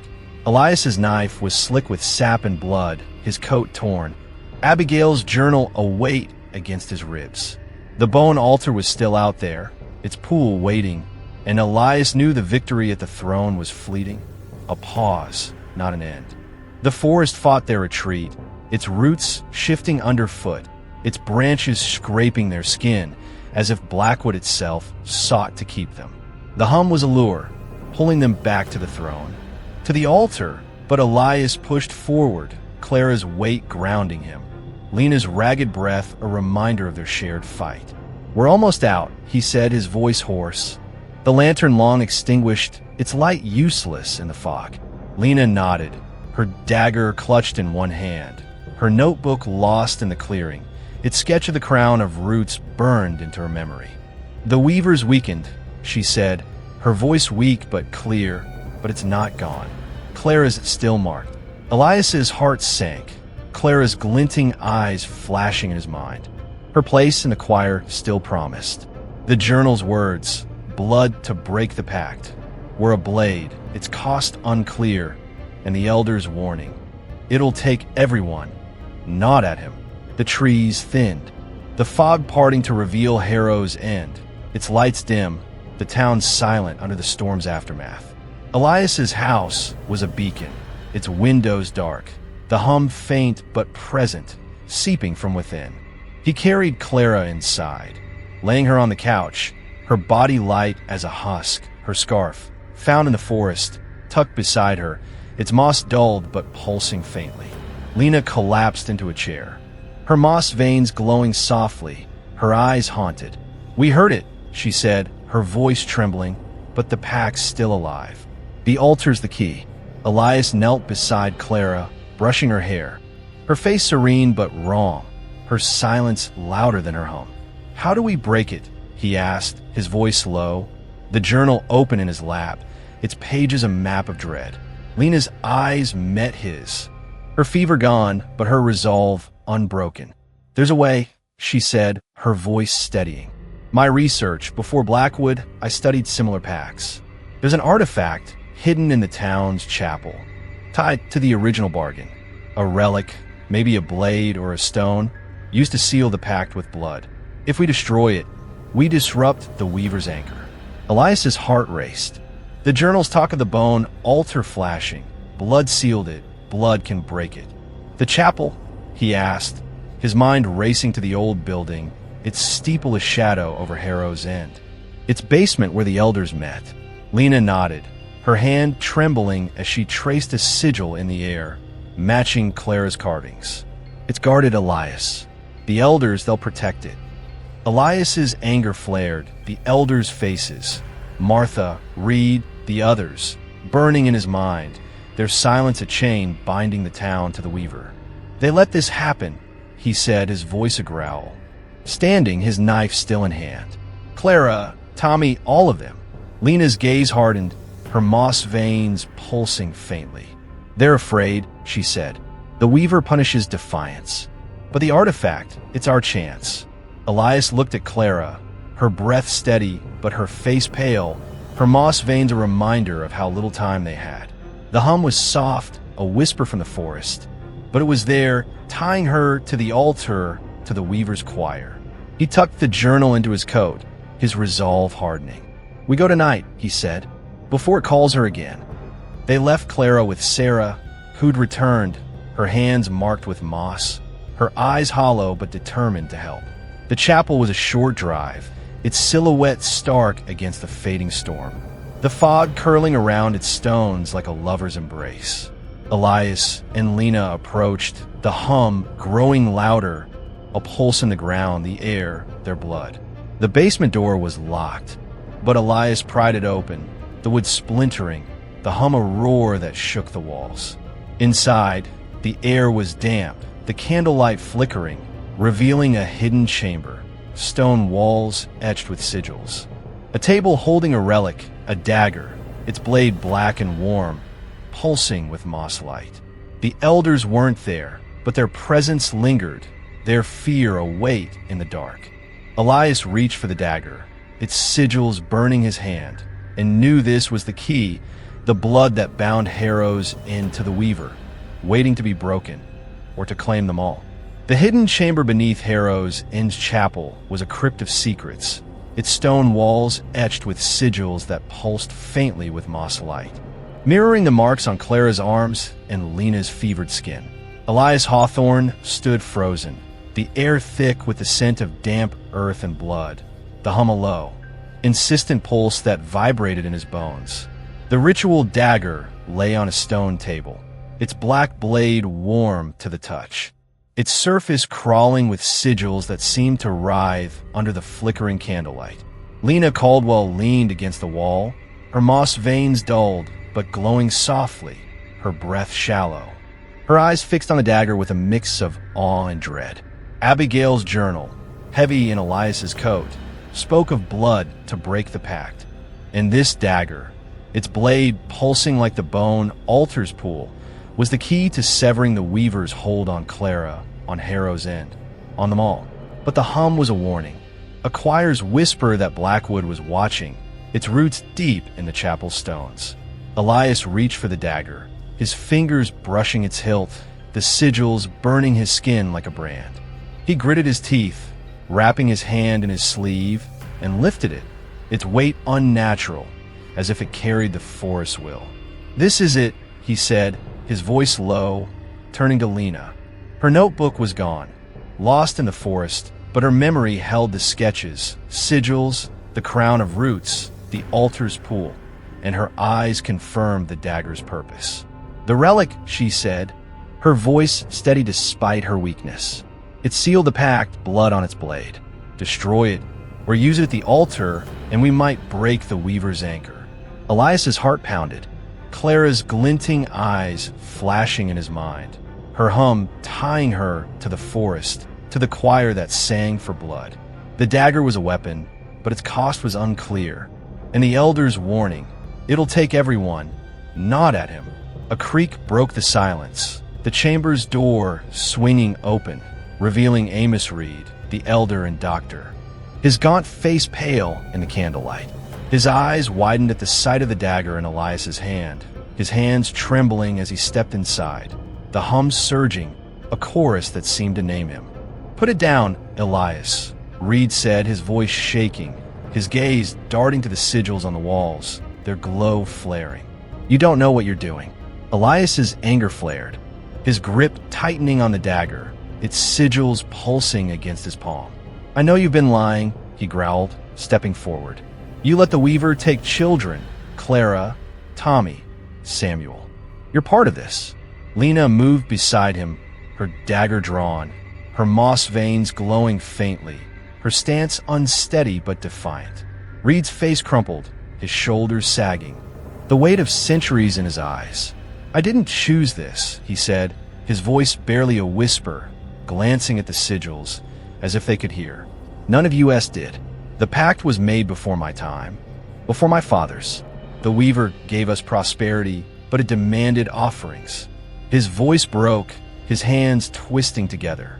"I was a boy when Samuel returned, marked like your Clara. I tried to save him, but the forest took him back. It always does."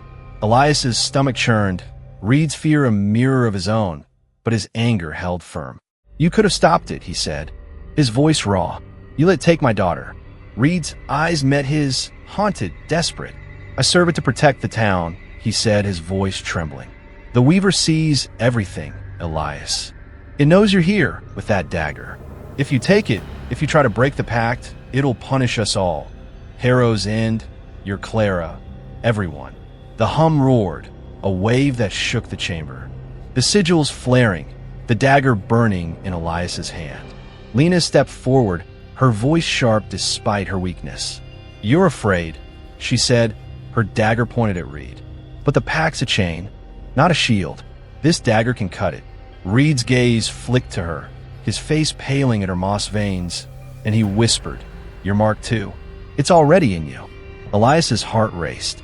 Clara's face in the altar's pool flashing, her place in the choir promised. "Tell me how to use it," he demanded, holding the dagger up, its sigils glowing, its blade a promise of blood. Reed shook his head, backing toward the door, his voice a hiss. "It sees you now," he said, his eyes wide, as if seeing something beyond the chamber. "The altar, blood freely given, but it'll take more than you can give." He turned to flee, but the hum surged, a scream that knocked him to his knees, his hands clutching his head, his voice a gasp. "It sees you." Reed collapsed, his body still, the hum softening, the sigils dimming, leaving Elias and Lena alone with the dagger and its weight. Elias clutched the blade, its sigils searing his palm, even through the cloth, and looked at Lena, her moss veins pulsing faintly, her eyes haunted but determined. "We take it to the altar," he said, his voice firm, tucking the dagger into his belt, its warmth a threat against his skin. Lena nodded, her hand trembling as she sheathed her dagger, the hum a whisper that followed them. The chamber felt smaller, the forest's roots closer, and Elias knew the Weaver was watching, its choir singing for the blood the dagger demanded. Clara was waiting, her hum tying her to Blackwood, and the altar was their last chance to break the pact, or lose everything to the Weaver's weave. Chapter 11. The Unseen Eyes. The chapel's hidden chamber was a tomb of secrets, its sigil-etched walls dim now, the hum a low pulse that lingered like a heartbeat in the stones. Elias Hawthorne gripped the ritual dagger, its black blade warm through the cloth wrapped around his hand, its sigils pulsing faintly, a promise of blood and sacrifice. Lena Caldwell stood beside him, her moss veins dulled but glowing softly, her face pale from the fever that had nearly claimed her. Amos Reed's crumpled form lay near the door. His final words, "It sees you," a warning that echoed in the hum, tying them to the Weaver's gaze. Clara was at home, her hum a thread in Blackwood's choir, her moss-marked veins spreading, her condition worsening with each hour. Abigail's journal, heavy in Elias's coat, spoke of the bone altar and blood to break the pact, and the dagger was the key, its purpose a blade in Elias's heart. The fog outside pressed against the chapel's windows, the forest silhouette closer, its roots stirring beneath Harrow's End. Elias turned the dagger, its sigils catching the candlelight, their loops and whirls mirroring Clara's carvings, Lena's moss veins, the altar's glow. "What does it do?" he asked, his voice low. The hum a whisper that seemed to listen. Lena stepped closer, her eyes sharp despite her weakness, her hand brushing the blade's hilt, its warmth making her flinch. "It's the pack's anchor," she said, her voice steady, drawing on her lost notebook's memory. "The founders used it to seal the bargain, blood on its blade, binding the town to the weaver. To break it, we need blood again, freely given at the altar. The sigils channel the offering, severing the tie." Elias's stomach churned, Clara's glinting eyes flashing. Her place in the choir promised. "Whose blood?" he asked, his throat tight. The journal's ambiguity, blood. But how much? A weight he couldn't carry. Lena's gaze met his, haunted but resolute. "The stories don't say," she admitted, her moss veins pulsing faintly. "Human, animal, willing, it's unclear. But the dagger's power is tied to intent. It has to be someone connected to the pact." Elias's heart sank, his mind racing to Clara, her moss mark spreading, her hum tying her to the weaver. "Not her," he said, his voice firm, clutching the dagger tighter, its sigils burning through the cloth. Lena nodded, her hand trembling as she touched her arm. The moss veins a reminder of her own mark. "It could be me," she said, her voice soft. "I'm marked like Clara. My blood might be enough." Elias shook his head, his anger flaring. "No, we find another way." The hum surged, a wave that shook the chamber, the sigils flaring, and Elias felt the weaver's gaze, its roots in the walls, the air his blood. He tucked the dagger into his belt, its warmth a thread against his skin, and helped Lena toward the door. Reed's body a shadow, they stepped over. Outside, the fog was thicker, the town silent. But strange occurrences marked Harrow's End. Trees leaning closer to homes, their branches scraping windows, wells bubbling with moss-tainted water, children whispering of a hum in their dreams. Elias noticed it as they drove back, the streets empty, the air heavy with the forest presence. A lamppost flickered, its light dimming as moss curled up its base, pulsing faintly. And Elias's heart raced, knowing Blackwood was creeping into the town, its choir singing for Clara. At home, Sarah Grayson met them, her face pale, her hands marked with moss. Tommy's shoe on the table, its veins glowing. "She's worse," Sarah whispered, glancing at Clara's room. The hum louder, a chorus that shook the walls. Elias entered, his breath catching. Clara sat on her bed, her eyes glinting, her moss veins curling across her arms, her neck forming sigils that pulsed with the hum.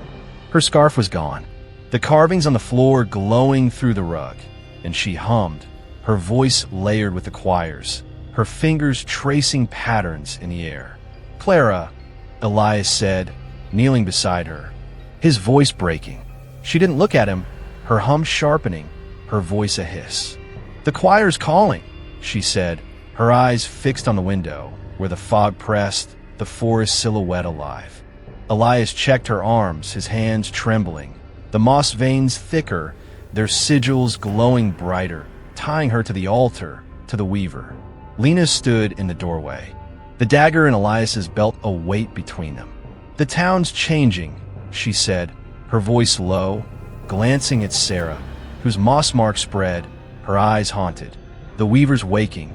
Because we're close. The dagger. We need to use it soon." Elias's heart pounded, Clara's condition a blade in his gut, the town's strange signs, moss whispers, leaning trees, a warning that Blackwood was tightening its weave. The hum was a tide, the forest's eyes unseen but ever present, and Elias knew the altar was waiting. The dagger's purpose a choice he couldn't escape. Lena Caldwell's hands trembled as she traced the sigils on the ritual dagger, its black blade glinting in the dim lamplight of Elias Hawthorne's kitchen.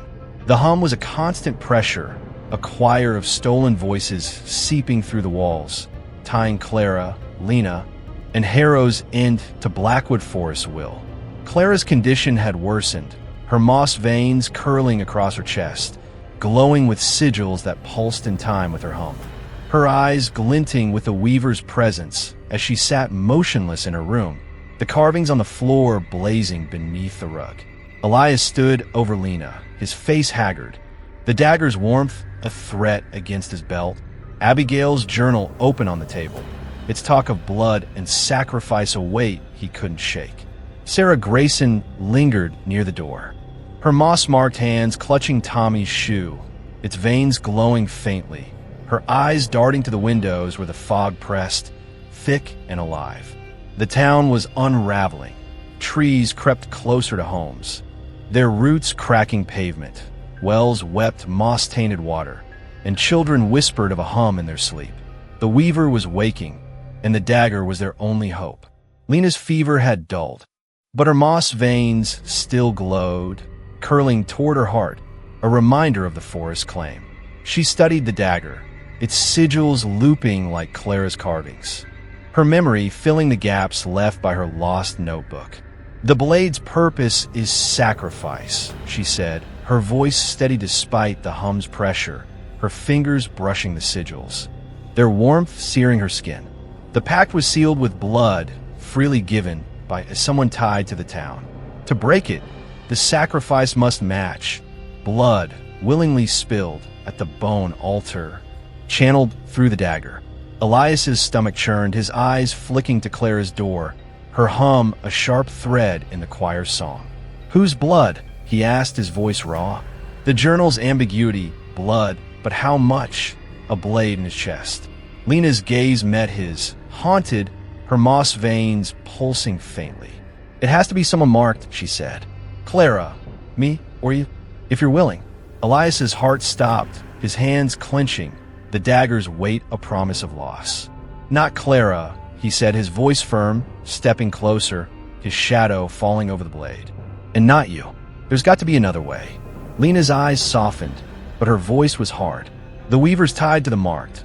Those it's touched, like Clara, like me. My blood might work." But she hesitated, her fingers tracing a sigil, its glow flaring. The story's worn of cost. The sacrifice might not just be blood. It could be life or soul to sever the pact. Elias's throat tightened, Clara's glinting eyes flashing, her place in the choir promised. He thought of Tommy, lost in the forest, and Sarah, her moss marks spreading, drawn to Blackwood's call. The dagger demanded a choice, and every path led to loss. Sarah's voice broke the silence, trembling, her hands shaking as she held Tommy's shoe. "It's getting worse," she said, glancing at the window where the fog swirled, the forest silhouette sharper, its trees leaning closer. The hum, it's in the town now. As if answering, the hum surged, a wave that shook the house. Its chorus no longer distant, but close, vibrating in the walls, the floor, the air. A crack split the kitchen window, its glass spiderwebbing, the fog curling inside like a breath. Elias lunged, pulling Sarah back, his heart racing as the hum sharpened, a scream that named them, called them to the altar.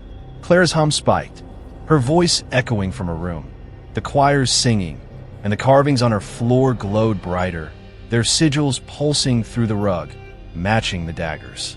Lena grabbed the journal, her hands steady despite the hum's assault, and flipped to Abigail's page on the altar. "The dagger sigils are the key," she said, her voice urgent, pointing to a sketch of the bone altar, its pool ringed with loops and whirls. They focus the sacrifice, direct the blood to break the weaver's hold. But the forest's fighting back, cracking windows, spreading moss. It knows we're close. Elias's mind raced, the town's strange signs, moss on lampposts, roots in streets, whispers in dreams, a warning that Blackwood was tightening its weave. "How do we use it?" he asked, his voice tight. The dagger in his hand, its sigils burning through the cloth. Lena's eyes met his, resolute. "At the altar, we cut the sigils into the pool's edge, spill the blood, and speak the words, old words, from the pact. I know them from my research." The hum roared, another window cracking, its glass shattering inward, the fog pouring in, carrying the scent of moss and blood.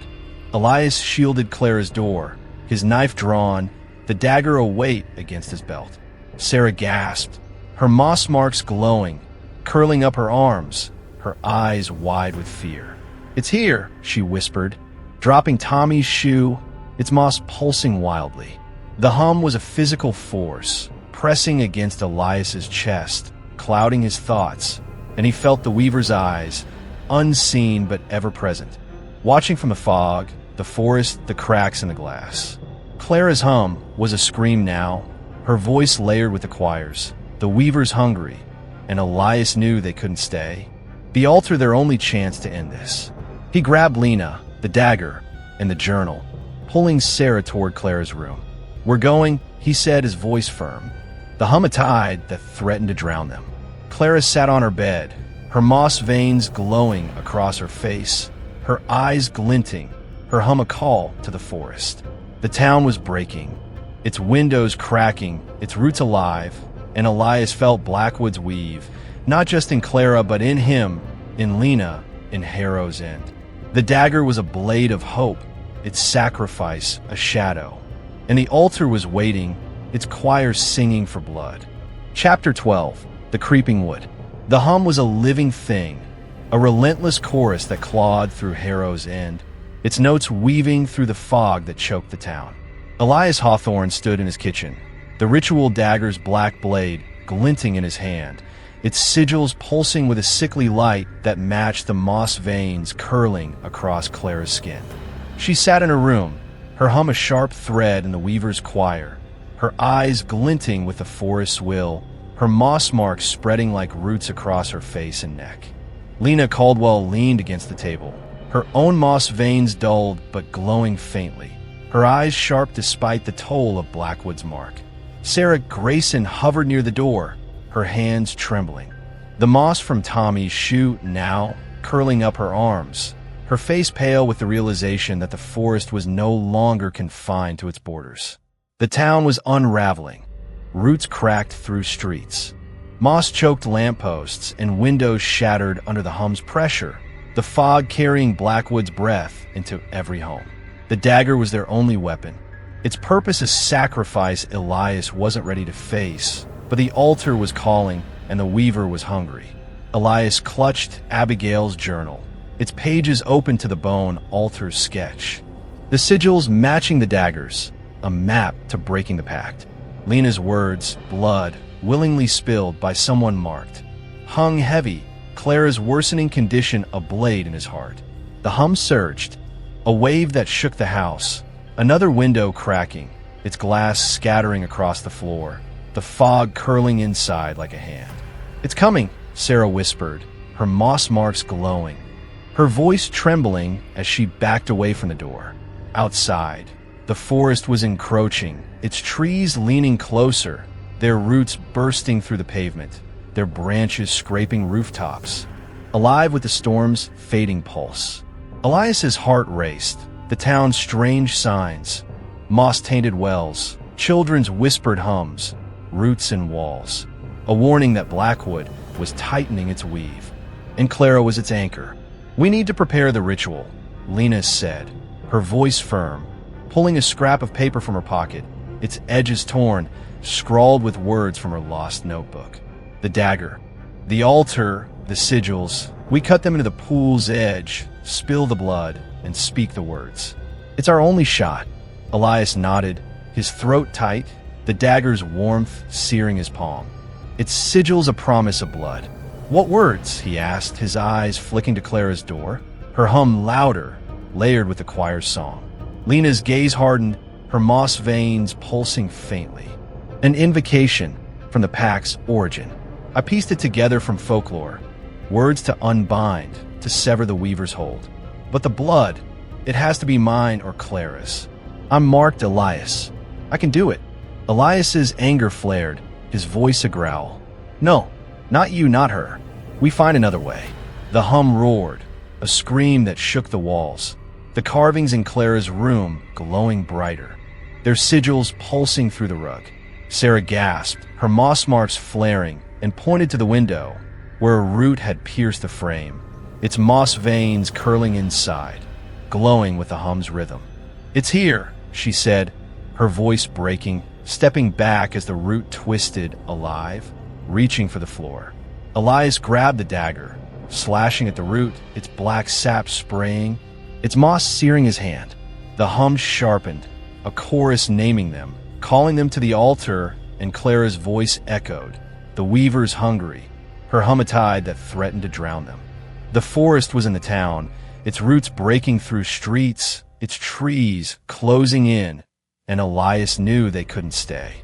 "We go to the altar," he said, his voice firm, tucking the dagger into his belt, its warmth a threat against his skin. Lena nodded, her paper clutched tightly, her eyes haunted but resolute. "We need Clara," she said, glancing at the door. "Her map, her sigils, they're the key. But she's part of it now." Elias's heart sank, Clara's glinting eyes flashing, her place in the choir promised. He entered her room, the hum of physical force, her carvings glowing, her moss veins spreading across her chest, her face serene but raw. "Clara," he said, kneeling beside her, his voice breaking. She didn't move, her hum a call to the forest, her fingers tracing patterns in the air. He lifted her, her body light, her scarf gone, the moss marks a map to the altar. Sarah followed, her moss marks glowing, her resolve crumbling under the hum's weight. "What about Tommy?" she asked, her voice trembling, clutching the shoe, its moss pulsing wildly. Elias had no answer. The journal's weight a reminder of the pack's cost. A child every generation. The town was a battlefield now, roots tearing through homes, moss-choking gardens. The hum a chorus that drove neighbors to their doors, their faces pale, their eyes wide with fear. As they stepped outside, the fog swallowed them, the forest trees closer, their branches weaving a canopy over the streets, their roots alive, pulsing with moss light. The hum was everywhere, a tide that named Elias, Clara, Lena, Sarah, and the altar was waiting, its choir singing for the dagger's blood.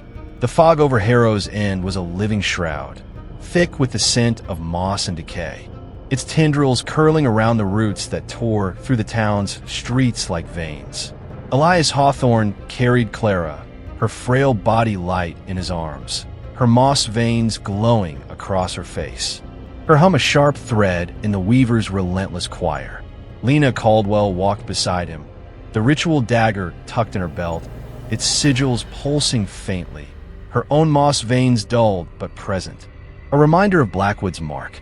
Sarah Grayson trailed behind, clutching Tommy's shoe, its moss curling up her arms, her eyes wide with fear as the hum vibrated in the air, a chorus that named them, called them to the bone altar. The town was a nightmare. Trees loomed over homes, their branches scraping roofs. Roots burst through pavement, glowing with moss, and the hum shattered windows, its pressure driving neighbors into the streets, their faces pale, their voices silenced by dread.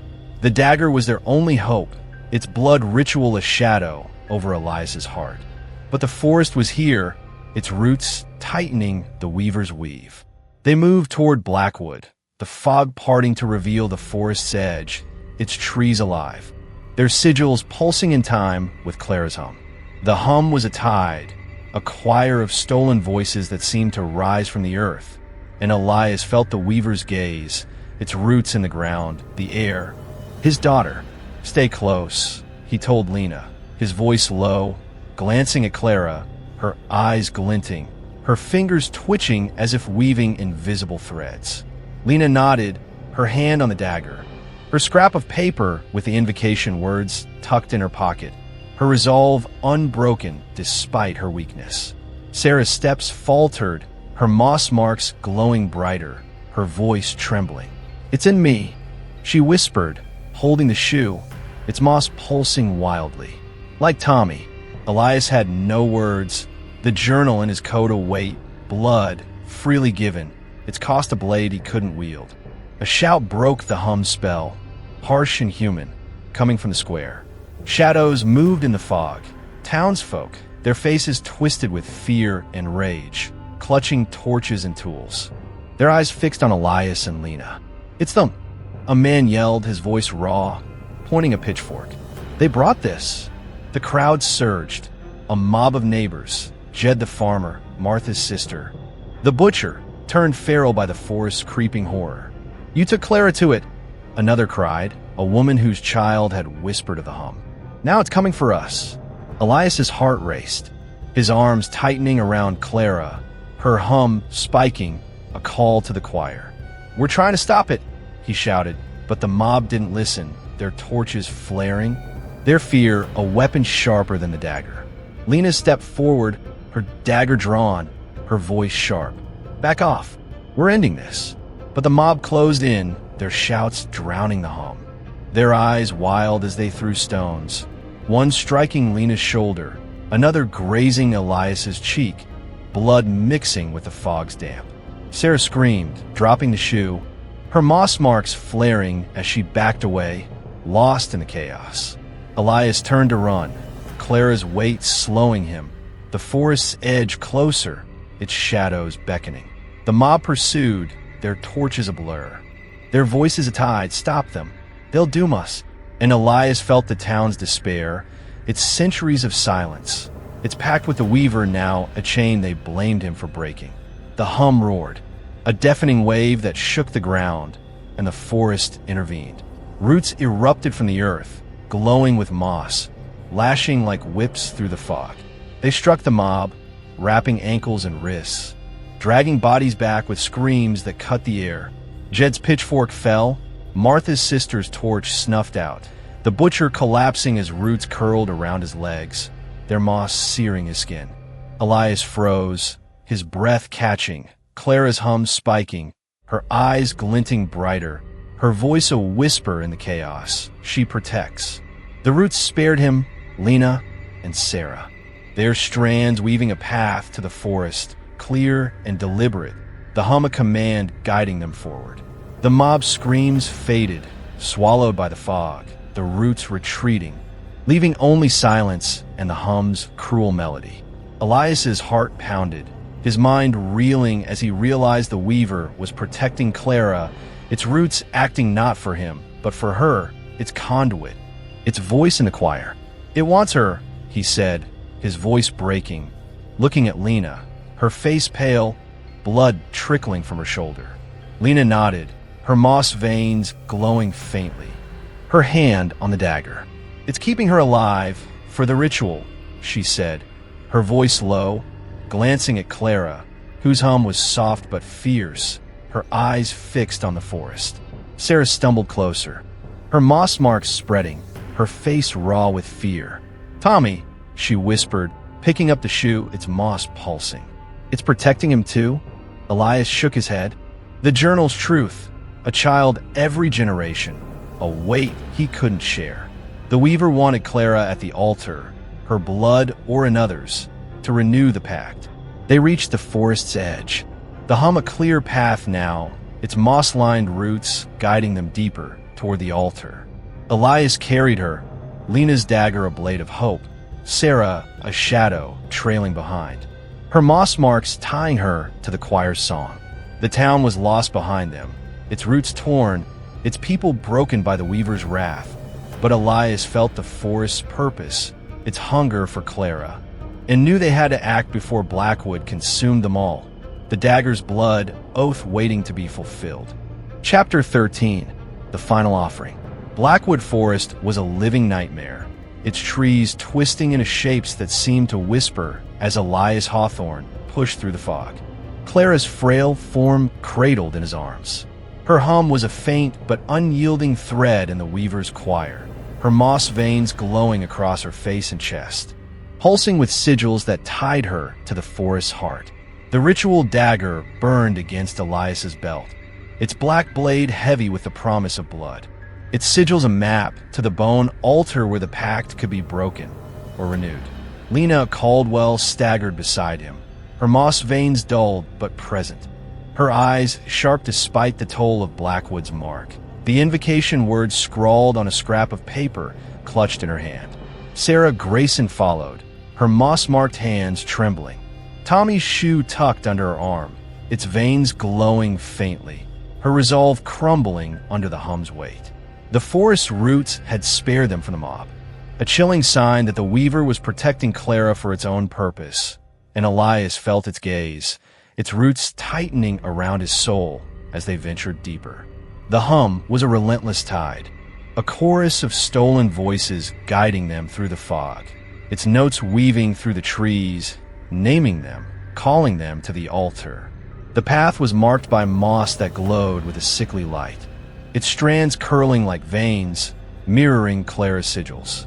Elias's heart pounded, Abigail's journal heavy in his coat, its talk of blood and sacrifice a blade he couldn't wield. The forest was alive, its branches scraping their skin, its roots shifting underfoot as if herding them to their fate. Clara stirred, her eyes fluttering, glinting with the weaver's will, her hum sharpening. Her voice a whisper.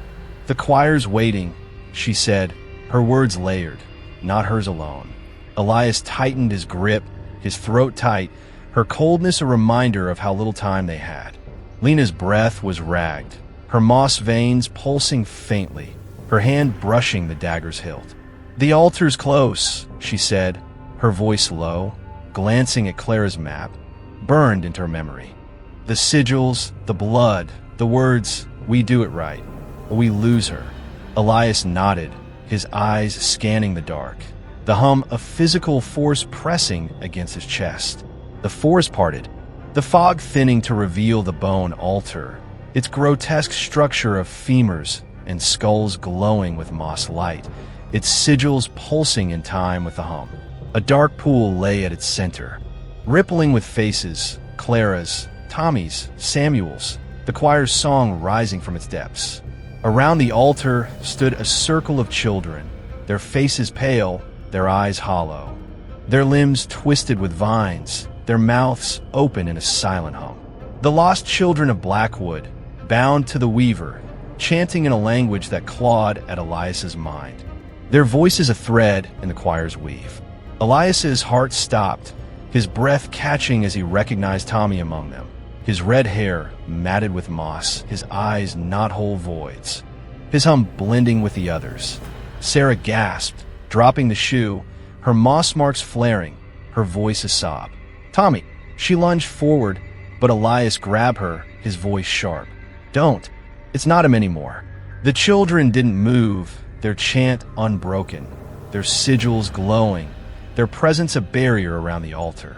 Lena's eyes widened, her hand on the dagger, her voice trembling. "They're the choir," she said, her scrap of paper shaking in her hand. "They're guarding it for the weaver." The hum surged, a wave that shook the clearing, the pool rippling faster, its faces shifting, calling for blood. Clara's hum spiked, her body arching, her eyes glinting brighter, her hands reaching for the altar. Elias pinned her arms, his voice breaking. "Clara, stay with me." The children's chant grew louder, their sigils flaring, the moss on the altar pulsing wildly, as if the forest itself were breathing. Lena stepped forward, her dagger drawn, her voice firm. "We need to cut the sigils," she said, pointing to the pool's edge, its stone etched with loops and whorls. Blood on the blade, word spoken, it's now or never. Elias's stomach churned, the journal's words, blood freely given, a truth he couldn't face. The children's eyes turned to him, their chant a command, their hum tying Clara to the altar, to the weaver's hunger. Sarah sobbed, her moss mark spreading, her hands reaching for Tommy, who didn't see her, his knot-hole eyes fixed on the pool. "Please," she whispered, her voice lost in the hum. Elias felt the forest's will, its roots in the ground, the air, his daughter, and knew the altar was a trap, its choir singing for Clara's blood or another's.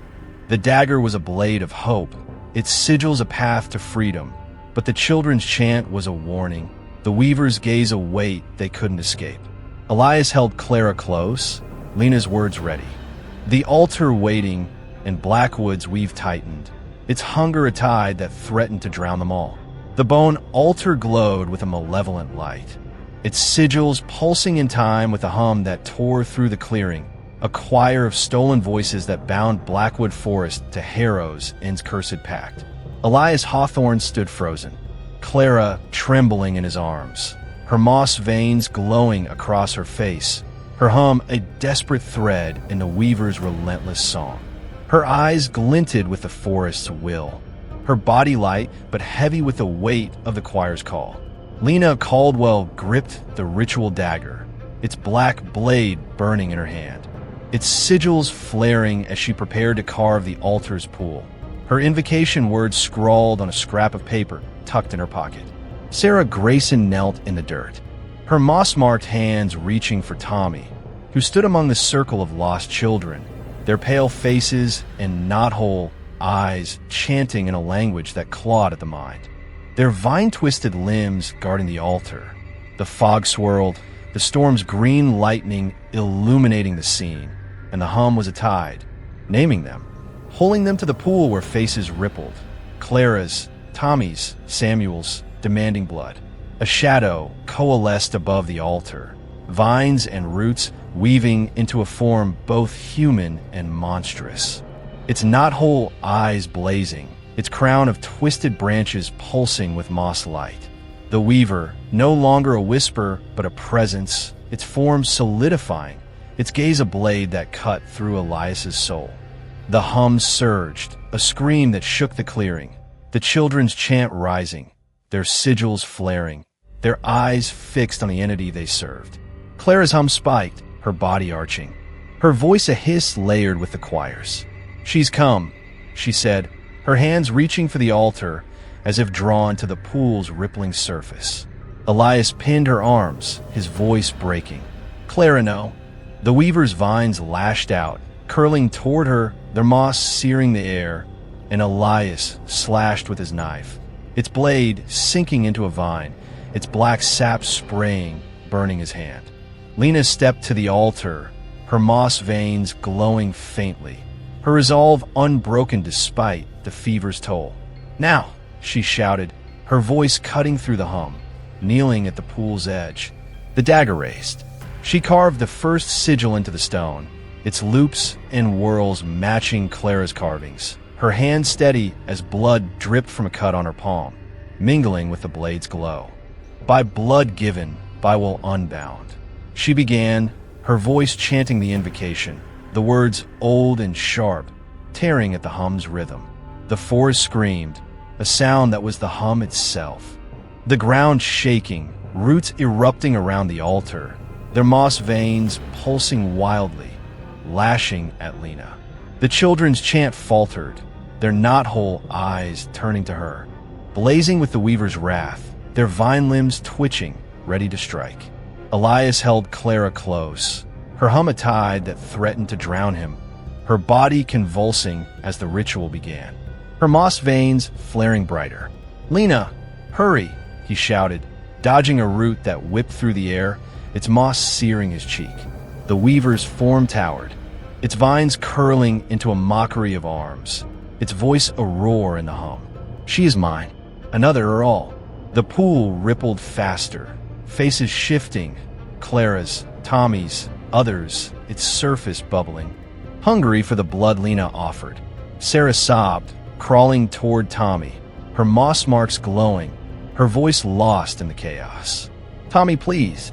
But Tommy's eyes were voids, his chant unbroken, his place in the choir sealed. Lena carved the second sigil, her blood pooling in the stone's grooves, the dagger's sigils flaring, the invocation growing louder. By root and thread, by soul undone. She chanted, her voice trembling, the hum fighting back, a scream that cracked the altar's bones. The forest roots lashed out, one wrapping Lena's wrist, its moss burning her skin. But she didn't stop, her blade sinking deeper, the sigils glowing brighter. The children surged, their vine limbs reaching, their knot-hole eyes blazing, their chant a weapon aimed at her heart. Elias lunged, his knife slashing a child's arm, its vine flesh yielding, its sap mixing with his blood, but they kept coming, their hum a pressure that crushed his chest. Clara screamed, her body seizing, her moss veins pulsing wildly, her eyes glinting with the weaver's will. "The choir needs more," she cried, her voice layered, the forest speaking through her. Elias held her tighter, his heart breaking. The journal's words, blood, freely given, a truth he couldn't face. The weaver's vine struck, one grazing Lena, another curling toward Clara, and Elias slashed, his blood dripping, mixing with the altar's glow. The forest screamed louder, the ground splitting, roots tearing through the earth, their moss veins flaring. A living cage around the altar. Lena's chant faltered, her blood pooling, the dagger trembling, but she pushed on, the third sigil half-carved, the invocation a plea against the hum's tide.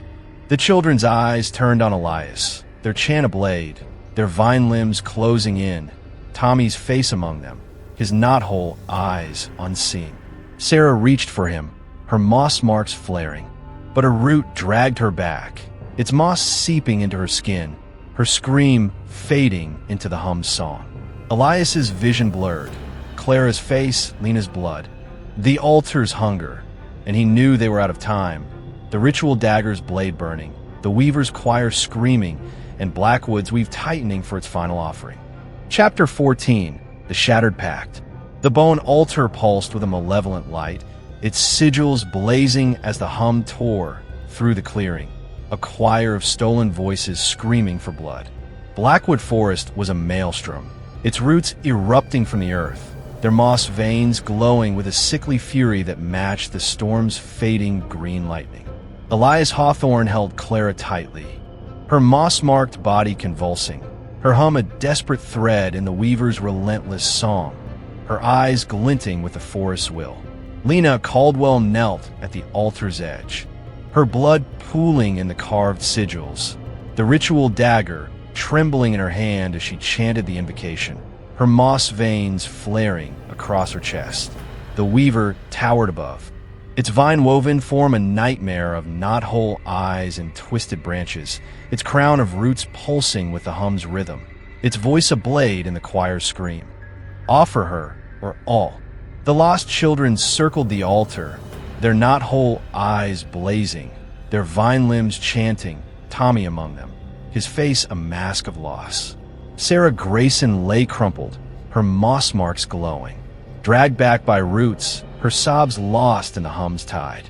The altar's pool rippled, hungry, its faces Clara's, Tommy's, Samuel's, calling for the blood to end the pact. Elias's heart pounded, his knife slick with sap and blood. Abigail's journal heavy in his coat, its words, blood, freely given, a truth he couldn't escape. Clara's scream, her voice layered with the choir's, echoed, the choir needs more, and he felt her slipping, her moss veins pulsing wildly, tying her to the altar. Lena's chant was a plea against the hum, her third sigil half-carved, her blood seeping into the pool's stone, the dagger's sigils flaring. By root and soul, by thread undone, she gasped, her voice breaking, the forest's roots lashing, one wrapping her throat, its moss searing her skin. The children surged, their vine limbs clawing, their chant a weapon, and Elias knew they were out of time. The weaver's vine struck, curling toward Clara, and he slashed, his blood dripping, but it wasn't enough. Lena's eyes met his, her resolve afire, and her she whispered, "It's me. Finish it." Elias's stomach churned, his voice raw. "No," but Lena's hand steadied, her dagger sinking into the final sigil, her blood flooding the stone, her chant rising, a final chant, "We sever this bond by blood and free." She collapsed, her moss veins dimming, her hum fading, her sacrifice fueling the ritual's heart. The weaver shrieked, its form fracturing, vines curling in, its knothole eyes blazing with rage. The forest screamed, the ground splitting, roots flailing, their moss veins bursting, a spray of black sap that seared the air. The children's chant faltered, their knothole eyes dimming, their vine limbs dissolving, Tommy's form wavering, his eyes flickering, human, for a moment, before fading into fog. Elias lunged at the altar, the dagger in his hand, its sigils burning through his skin, Lena's blood guiding him. He carved the final stroke, his blood mixing with hers, the pool boiling, its faces screaming, the hum fracturing into discord. "Clara, stay!" he shouted, his voice raw. Holding her as her body seized, her moss veins flaring, then dulled, her hum faltering. The weaver's form collapsed, its roots crumbling, its crown of roots shattering. Its voice a fading whisper, "You cannot unweave." The children vanished, their knot-hole eyes gone, their vine limbs dust, the altar's glow dimming, the pool stilling, its faces silent. The forest scream faded, the roots retreating, the moss veins dulling, Blackwood's grip loosening, but not gone. Clara gasped, her eyes fluttering, a flicker of his daughter returning. Her moss veins faint, her hum gone. Elias held her, tears burning, her body frail, but hers, the choir's song broken. Lena lay still, her moss veins dim, her breath shallow. Her sacrifice a shadow over the altar. Sarah stirred, her moss marks faded, Tommy's shoe empty, its moss dust. The fog lifted, the storm's lightning gone, but the hum lingered, a whisper in the earth. The weaver's essence still in the soil. Elias carried Clara, Lena supported by Sarah, and they stumbled from Blackwood, the altar crumbling, the pack shattered, but not fully, its roots too deep. Its hunger a question left unanswered. Clara's eyes fluttered open, her gaze no longer glinting with the forest's malice, but soft, human, the eyes of the daughter Elias Hawthorne had fought to save. She lay in his arms, her frail body trembling, the moss veins that had curled across her face and chest now faint, their sigils dulled to mere shadows on her skin. The bone altar behind them was a ruin, its femurs and skulls cracked, the dark pool at its center still, its rippling faces Clara's, Tommy's, Samuel's, gone, swallowed by the ritual's end. The hum that had haunted Blackwood Forest was a whisper now, a faint echo of the weaver's choir, no longer a tide, but a thread, lingering in the fog that clung to the clearing. Lena Caldwell leaned against Sarah Grayson, her moss veins dim, her breath shallow, the cost of her blood sacrifice etched in the hollows of her face. Sarah's hands, once marked with moss, were clear, Tommy's shoe empty in the dirt, its glowing veins dust. The forest was silent, its roots retreated, its trees no longer twisting with hunger, but Elias felt the weaver's gaze, a shadow in the soil. Watching, waiting. "Clara," Elias whispered, his voice raw, brushing her hair from her pale face. Her breath steadied, her body warming, and she looked at him, a flicker of recognition breaking through the haze.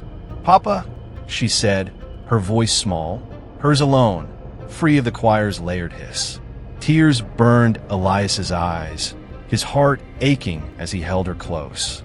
The ritual dagger dropped beside the altar, its sigils dark, its purpose spent.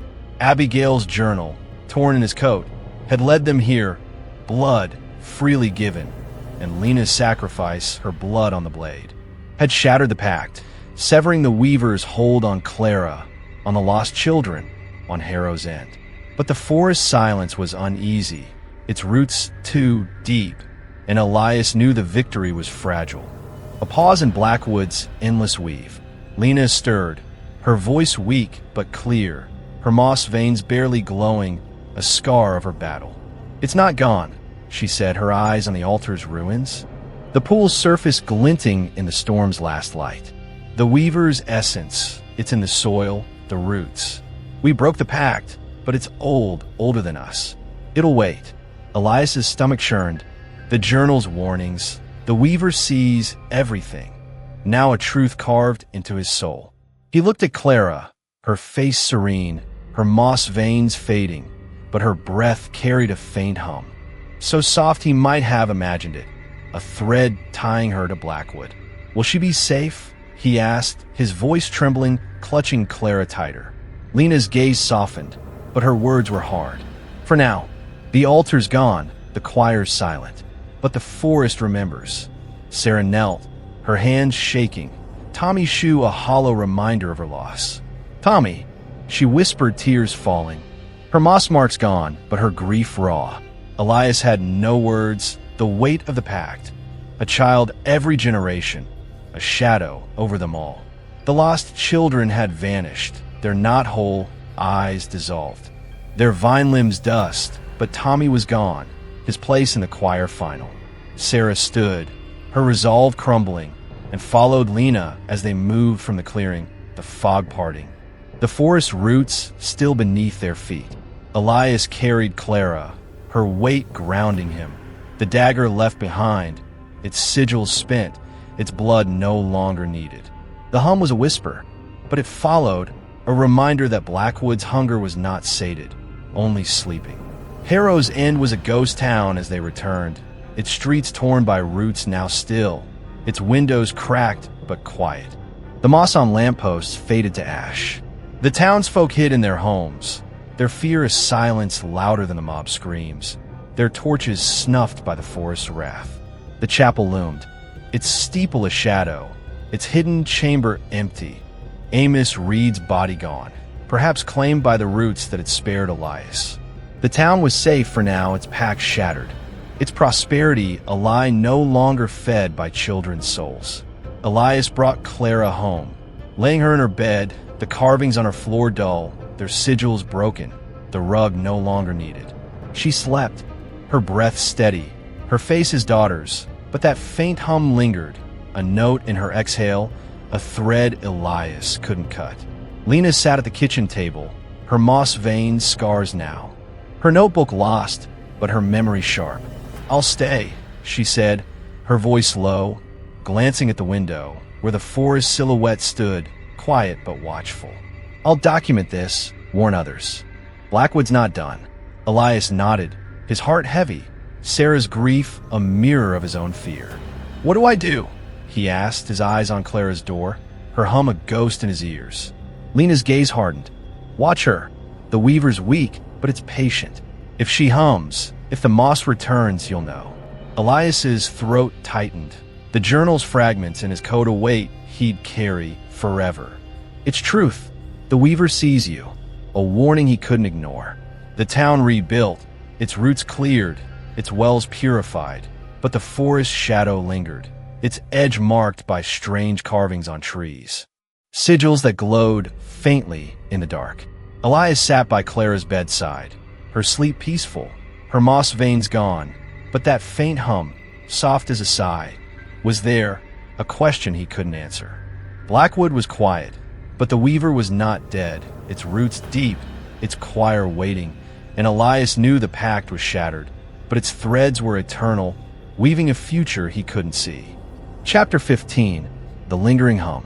Harrow's End wore its scars quietly, its streets patched where roots had torn through, its homes rebuilt with windows no longer cracked by the hum's cruel pressure. The fog had lifted, the air clear, but the shadow of Blackwood forest lingered, its trees standing sentinel at the town's edge, their branches still, yet heavy with unspoken threat. Elias Hawthorne sat on the porch of his house, a suitcase at his feet, Clara asleep inside, her small frame curled under a blanket, her face peaceful but marked by the ordeal that had nearly stolen her. The moss veins were gone, faded to faint scars, but her breath carried a hum so soft it might have been imagination. A thread tying her to the forest Elias could never fully sever. Abigail's journal, its pages tattered, rested in his lap, a relic of the pact shattering, its words blood, freely given, a weight he'd carry forever. The town was safe for now, its curse broken by Lena's sacrifice at the bone altar, but the weaver's essence lingered, a whisper in the soil, waiting. The weeks since the ritual had been a blur of rebuilding, the townsfolk working in silence, their eyes averted from the forest, their fear a shared secret. The roots that had choked streets were cleared, burned to ash, their moss veins dust, but strange carvings appeared on trees at Blackwood's edge, sigils, faint but glowing in the dark. A reminder that the forest remembered. Lena Caldwell had stayed, her moss-veined scars now, her resolve unbroken as she set up in the old library, documenting Blackwood's history, piecing together fragments of folklore and fear.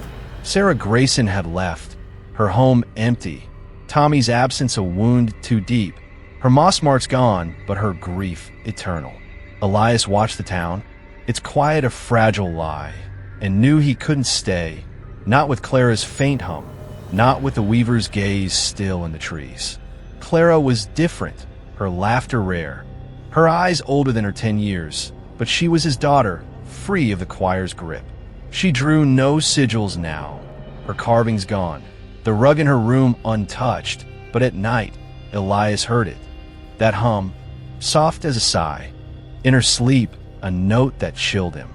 Lena's warning, it's in the soil, it'll wait, haunted him, and he decided to leave, to take Clara far from Blackwood, to a city where forests were tamed, where roots didn't pulse with hunger. The suitcase held their lives, clothes, a few photos, Clara's favorite book, but the journal stayed with him, its truth a chain he couldn't break. He stood, the porch creaking, and looked at the forest, its silhouette stark against the dusk, its trees silent but alive. Their carvings a question he couldn't answer. Lena arrived, her satchel heavy with notes, her face worn but determined. "You're really going," she said, her voice low, glancing at the suitcase. The journal in his hand. Elias nodded, his throat tight. "I have to, for her," he said, his eyes flicking to the house where Clara slept. "What about you?" Lena's gaze hardened, her scars glowing faintly in the twilight. "I'm staying," she said. "Someone has to watch, to warn. Blackwood's not done. Those carvings, the hum, it's still there, waiting for another pact. Another child." She pulled a notebook from her satchel, its pages filled with sketches, sigils, the crown of roots, the altar's pool, a record of the weaver's shadow. "I'll send you copies," she said, her voice soft. "If Clara changes, you'll know what to look for." Elias's heart sank, Clara's faint hum a ghost in his ears, the journal's weight a reminder of the pack's roots. Shattered but not uprooted. "Thank you," he said, his voice breaking, taking the notebook, its pages a lifeline he hoped he'd never need. Lena's eyes met his, a shared understanding of the forest's hunger, its patience. "Keep her safe," she said, turning to leave, her steps fading into the dusk, her shadow blending with the trees. Elias watched her go, the town quiet, its rebuilding a mask over the scars Blackwood had left, and knew Lena's vigil was Harrow's end's only defense, her words a shield against the hum's return. He entered the house, Clara stirring awake, her eyes bright, her smile hesitant but hers. "Are we leaving, Papa?" she asked, her voice small, free of the choir's hiss. Elias nodded, kneeling beside her, his hand brushing her hair, her scars faint but warm. "Somewhere new," he said, his voice steady, hiding the fear that clung to him. The suitcase waited, the journal packed, as they drove away. Harrow's Inn shrank in the rearview mirror, its streets clear, its forest silent but watchful. Clara hummed softly, a tune he didn't recognize, and Elias's breath caught. The sound too close to Blackwood's song, a thread he couldn't cut, but he drove on, the road ahead a hope, the forest behind a shadow. 5 years had passed since Elias Hawthorne and Clara left Harrow's End, their lives now tucked into a small house on the edge of a bustling Ohio town called Fairmont, where fields stretched wide and forests were mere patches, not the living, hungering beast of Blackwood. The scars of that night at the bone altar had faded. Clara's moss veins were gone, replaced by the freckles of marks that caught the light only in certain angles, her laughter brighter, her childhood reclaimed. Elias, now 45, wore his own scars in the lines of his face. The weight of Abigail's journal, kept in a locked drawer, a constant reminder of the weaver's shadow. Fairmont was a fresh start, its streets free of roots, its air clear of the hum. But Elias never fully trusted the quiet. His nights spent listening for that faint note in Clara's breath, the one that had followed them from Blackwood, soft as a sigh, but sharp as a blade. Clara, now 15, thrived in Fairmont, her sketches filled with flowers, not sigils, her voice clear in school plays, not layered with a choir's hiss. Yet Elias caught it sometimes, a hum, so soft it might be nothing, when she sat by the window, staring at the distant woods, her fingers tracing patterns in the air. He'd asked her once, his voice gentle, if she remembered the forest, the altar, the weaver. She'd shaken her head, her eyes distant, and said, "Just dreams, Papa." But the hum lingered, a thread he couldn't cut. Lena Caldwell's letters arrived monthly. Her notes from Harrow's in detailing the town's uneasy peace. New homes built, wells clean, but sigils still carved on Blackwood's trees, glowing faintly, a sign the weaver waited. Elias read them in secret. The journal's pages a mirror to Lena's warnings. His fear a shadow he hid from Clara. That evening, Elias sat in the living room, a newspaper open, its headline chilling. Local child missing, last seen near Oakwood Grove. The boy, 8-year-old Jamie Carter, had vanished during a game in the small forest bordering Fairmont. His friends swearing he'd stepped between the trees, laughing, then gone. Elias's heart raced. The journal's weight calling from its drawer, Blackwood's memory alive in his bones. He glanced at Clara, reading in her room, her hum soft but unmistakable, a tune that wasn't hers, echoing the one from Harrow's End. The article mentioned no moss, no sigils, but Elias felt it. A pull, a whisper, the weaver's gaze stretching beyond Blackwood, its roots deeper than he'd feared. He drove to Oakwood Grove the next morning, Clara at school, the journal tucked in his coat, its pages a lifeline. The grove was small, its trees tame, but the air was heavy, the scent of moss faint but present. Search parties combed the woods, their lanterns bobbing, their calls for Jamie echoing. But Elias knew the pattern. Children taken, sometimes returned, changed. He slipped past the volunteers, deeper into the grove, his boots sinking in his soft earth, his eyes scanning for signs. Near a gnarled oak, he found it, a sigil carved into the bark, its loops and whorls glowing faintly, identical to Clara's carvings, to the altar's marks, to the weaver's design. His blood ran cold. The hum a whisper in his ears, not Clara's but the forest's, a note that named him, called him back. Elias stumbled back, his hand brushing the sigil, its warmth searing. The journal's words, "The weaver sees you," a truth he couldn't deny. Jamie was gone, drawn by the same hunger that had taken Clara, Tommy, Samuel, and the sigil was proof. The weaver wasn't dead. Its essence not confined to Blackwood, its roots spreading, weaving new packs in new towns. He thought of Clara, her hum in the night, her sketches, her gaze on the woods, and wondered if she was still a thread, a conduit calling the weaver to Fairmont. The grove was silent, its trees watching, and Elias felt the hum's pull, a question he couldn't answer. Had they truly broken the pact, or merely stretched its weave? He returned home, the sigil burned into his mind, the journal heavy in his hands. Clara was in the kitchen, humming softly, her eyes bright, but that note, so soft, so wrong, lingered in her voice. "Papa, you okay?" she asked, her smile hesitant, her fingers tracing patterns on the table, not sigils but close. Elias nodded, his throat tight, hiding the journal, the fear, the sigil's glow. "Just tired," he lied, his eyes on the window, where the grove's distant trees stood, quiet but alive. The hum was there in Clara, in Fairmont, in the missing boy, and Elias knew the weaver was watching, its choir waiting, its roots eternal. He stepped outside, staring into the woods, the sigil's question ablaze in his heart. Was the weaver truly dead, or had it merely moved with them, weaving a new tapestry he couldn't yet see?